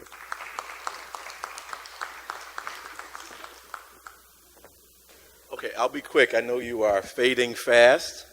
And so the title of my presentation is Toward a Globalized Understanding of Conditions Facing, and I crossed out black and I put African males, implications for the counseling profession.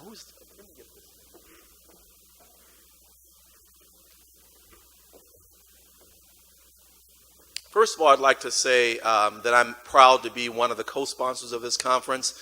The work that Dr. Larrier is doing back home in Indiana, but also abroad, is really laudable, and I'm glad to be affiliated with it. The IU South Bend School of Education consists of 3 departments. One of those departments is our Counseling and Human Services Department, where Dr. Larrier serves as an associate professor of counseling. We have a number of programs in counseling, as well as in teacher education and in educational leadership. If you look in the program booklet, there's information about how to find out more about the School of Education at Indiana University, South Bend. There are wonderful things happening there, so I just want to let you know about that. I come to you as an urban educator. I've taught in elementary schools in Chicago and New York City. I also am a researcher, as was mentioned. My focus has mainly been on the U.S., but I'm starting to extend some of my research to really look at international contexts, specifically at African descendant males. I have also looked at some of the multicultural counseling literature as a way to think about particularly how the work that's been done by people like Robert Carter and our keynote speaker extends to teachers in particular. In the profession of teaching, we don't really have a way to assess teachers' multicultural competencies. Well, counseling has methods in which to do that. And so I've looked at that work. In my daily work, I'm an administrator really overseeing the programs that I mentioned. And so I come at this from multiple vantage points.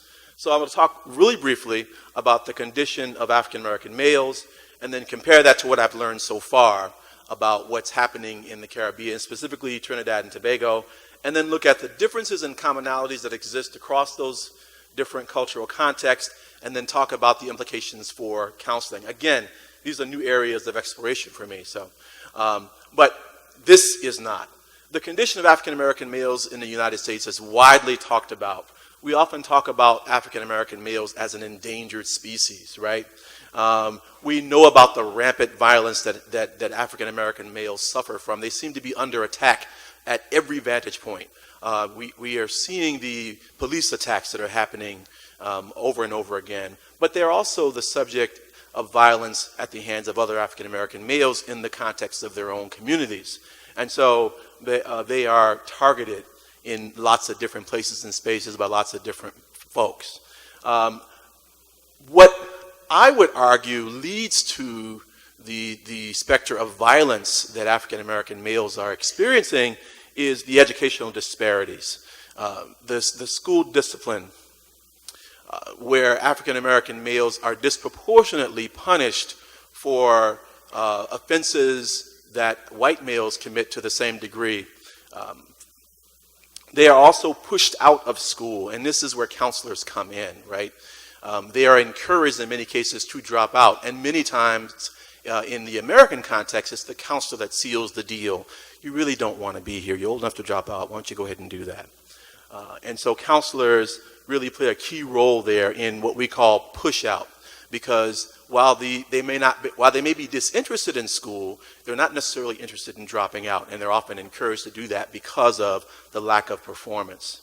And so what we see is what we call a school to prison pipeline, where African American males are really going from schools, special education programs that are housing a lot of people who have lots of issues, where there's no real instruction going on. I was shocked to find that special education teachers can be certified to teach in many states without having a real background in the teaching of subject areas, right? That one only has to learn how to handle certain behaviors. You don't have to learn how to teach math or science or reading, because that's not the expectation that you'll be teaching. And so we have these African American males who are being warehoused in special education programs and then shipped directly from school to prison. And that's what we call the school to prison pipeline. There are many schools, and Chicago is where I'm from, where they have booking centers in the schools now. So the prison has come to school, okay? You can be booked and right there in school now. Here's what I know about African education, and again, my knowledge is limited because I'm just starting here, but just some of the time that I spent in Ghana, and I have a special interest in Ghana. African males and females fail to achieve basic academic goals in what are really substandard colonial schools. In the American context, we can go back to the one-room schoolhouse where there are no books and there are 50 children in a classroom, right? Well, that's what we have happening today in many of the West African countries. Very overcrowded schools, very few resources, leaky roofs, and teachers who are not well prepared at all. And then they are being instructed under the guise of what I would call a colonial curriculum. And so they experience cultural and linguistic alienation in these contexts. There isn't a lot of information that I could find on what's happening specifically with males. There is a lot of focus, as you know, on women and girls and making sure that women and girls have access to education. But we do know that poor and working class children really lack the ability to compete in the global market, specifically in the West African context. And this further cements the inequalities that already exist in that context. There are a number of studies on African Caribbean achievement in the UK. You probably are very familiar with people like Tony Sewell, who at one point was very critical of the British educational system in terms of what it was doing to African Caribbean boys in that context. And then he sort of turned around, and he now has become very vocal and very critical of African Caribbean males. But he wrote a book some years ago that was very telling of what was happening to African Caribbean males in the UK context, very similar to what happens to African American males in the US. They were experiencing a lot of cultural and linguistic alienation, being pushed out of school, and then there was an intense focus on developing policies that were going to support that. What we hear also a lot about with African Caribbean males in the UK is their lack of commitment to education, their hostile attitude, their drug use, and those kinds of things as well. There is much more limited research from what I could find in terms of looking at schooling and schooling processes in the Caribbean. What we do know, and there has begun to be this conversation about African males who are at risk in places such as Trinidad. But there is still, from what I could find, a resistance to an examination of race and gender issues. There's a heavy and intense focus on behavior and attitude. One of my colleagues, Frank Worrell, is a very well-known researcher at the University of California, Berkeley, and he referred to me several of the studies that he's done. He's actually a Trinidadian scholar who has talked about the problem of the African descendant male in Trinidad, and has specifically suggested that we not look at race, because for him, race is an excuse. And so as I began to do the research on this, I found that perspective to be rather common in the research that was focusing on what was happening in the Caribbean. Here's what I see when I look across context, and I'm going to be quick. There's no single method of study, right? These contexts are very unique. So I cannot come here and claim that there's one way to look at or analyze what's happening across multiple contexts, right? The cultures are different, the languages are different, and so on, and the histories are very different. For example, the history of slavery in Trinidad is a very brief one, right? Whereas in the US, we know that it's not. And so that shapes many, many things and many factors in terms of what the outcomes look like. What we do have in common across all of these contexts is the colonial school model that we all lived with. Pretty much the British system of education, right? That's in the US, it's been transformed and reformed in many different ways, but it has really led to cultural and linguistic alienation for our students, or as some researchers call it, the de-Africanization of African descendant peoples. And so that in some ways has been argued, Joyce King argues, is at the root of many of these educational attainment challenges that we face in these multiple contexts. I was shocked to learn that African students in Africa are having problems like similar to what I described before. And again, this goes back to the system. What we're talking about are colonial systems that are really culturally and linguistically foreign to us, that we have adopted and embraced, and we don't understand why they don't work. So we really need further investigation and understanding of how race and gender are impacting what happens in these contexts. We also need to think about culture and its role and relationship to what's happening to our students. So let's talk about race just really briefly. And I think this really goes alongside with what these wonderful practitioners are talking about in terms of the everyday kinds of practices that people are putting into place to help people who are on drugs and who have other kinds of problems, right? I think we need a sort of a broader conversation about some of these issues as well. Race is really an ideological system of phenotypical categorization, and I'll assume you know what that means. But here's the thing. It doesn't just describe what you look like. It also is supposed to describe what your attributes are. Right? And so there's certain kind of fixed notions that we have about who black people are in any context that I think are very problematic, and we need to really question those things. We also need to think about the relationship of race to racism, right? And interrogate racism as a structural phenomenon. Racism is not simply about you disliking somebody because of the color of their skin. Racism is a system of privileges that privileges whiteness even in contexts where the majority of people are non-white, right? And we can see the outcomes, school failure, as a key indication of that.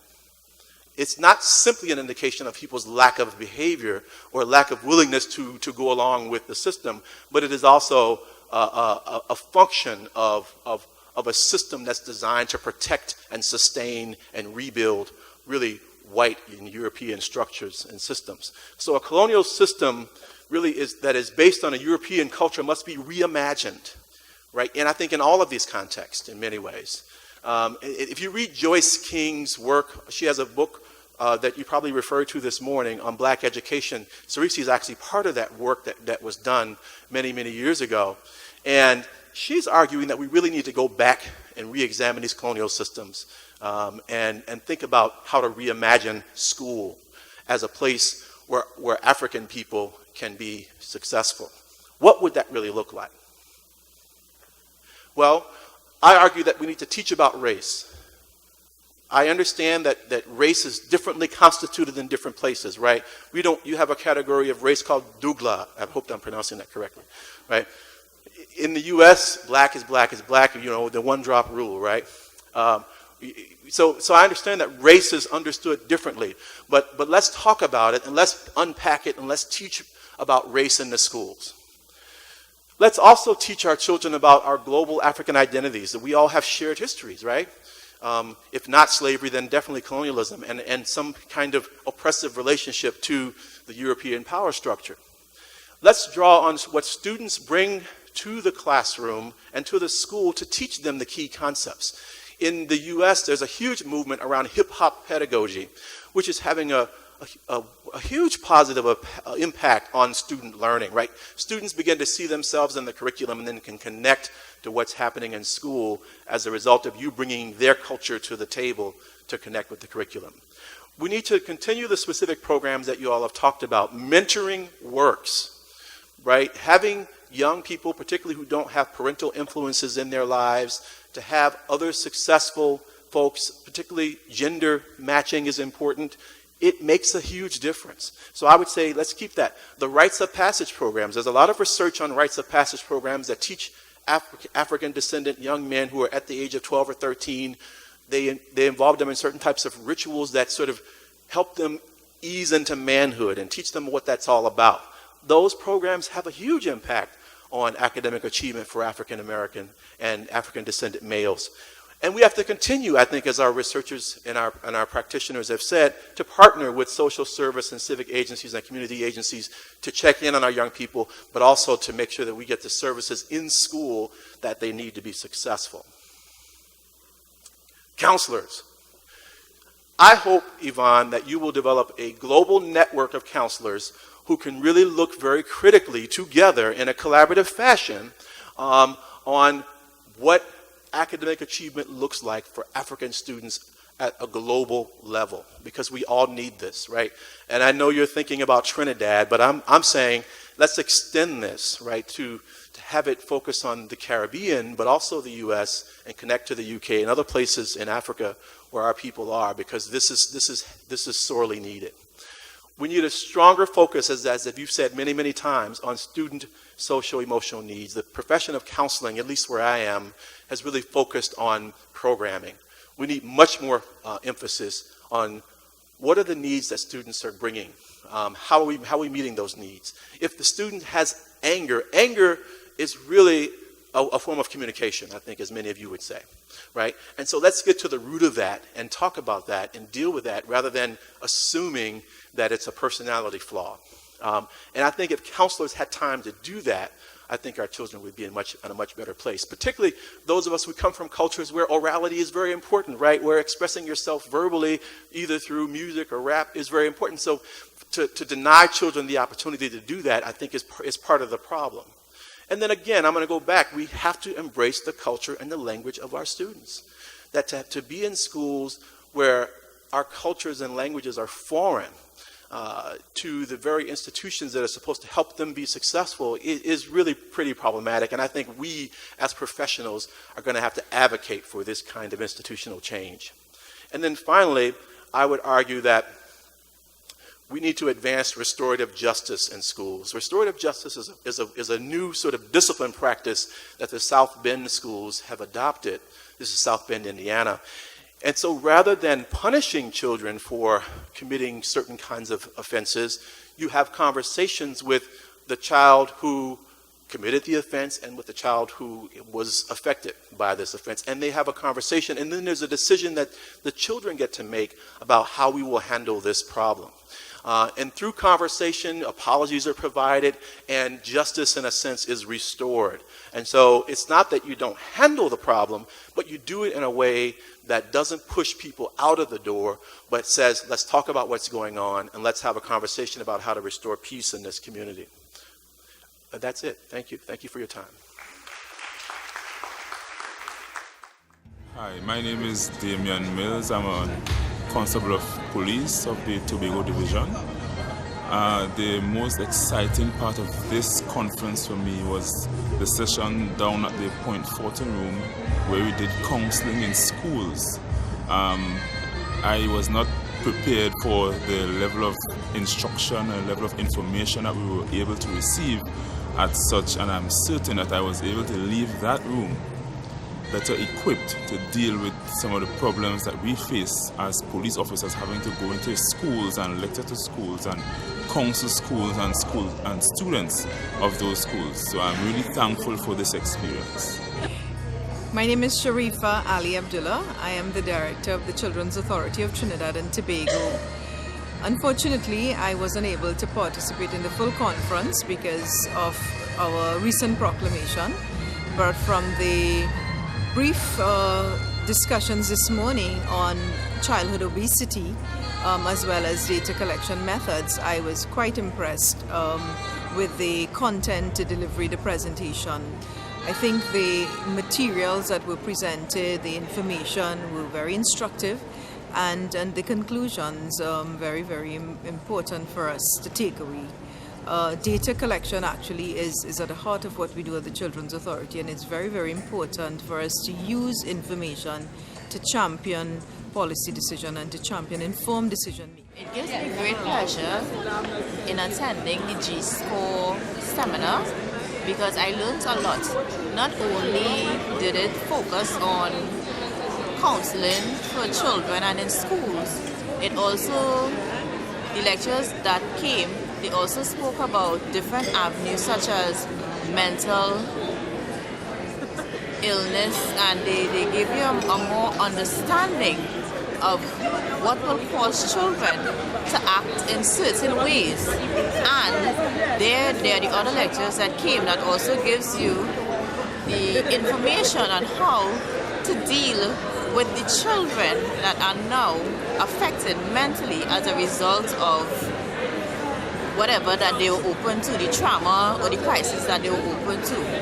I would give thumbs up to Miss Laria and her team because they did an excellent job in putting together this. My name is Andy Matamora. I'm a guidance counselor in Social Services Division, Ministry of Education, Trinidad and Tobago. This session has been a tremendous experience. I think what it did initially is that it rekindled the fire for helping young people, for working with children once more.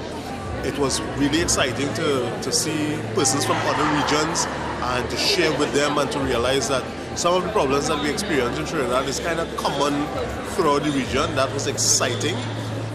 Some of the sessions, particularly ones with dealing with your own personal biases, was an eye-opener. And the information, the need for research and gathering data was priceless. So those are some things I'll take away from this session, and of course I will recommend this to all my colleagues and to everyone who's interested. Okay, so my name is Jenna Ben, and I am a guidance officer 1. I'm new in the service, and I absolutely love this conference. I would definitely recommend it to others.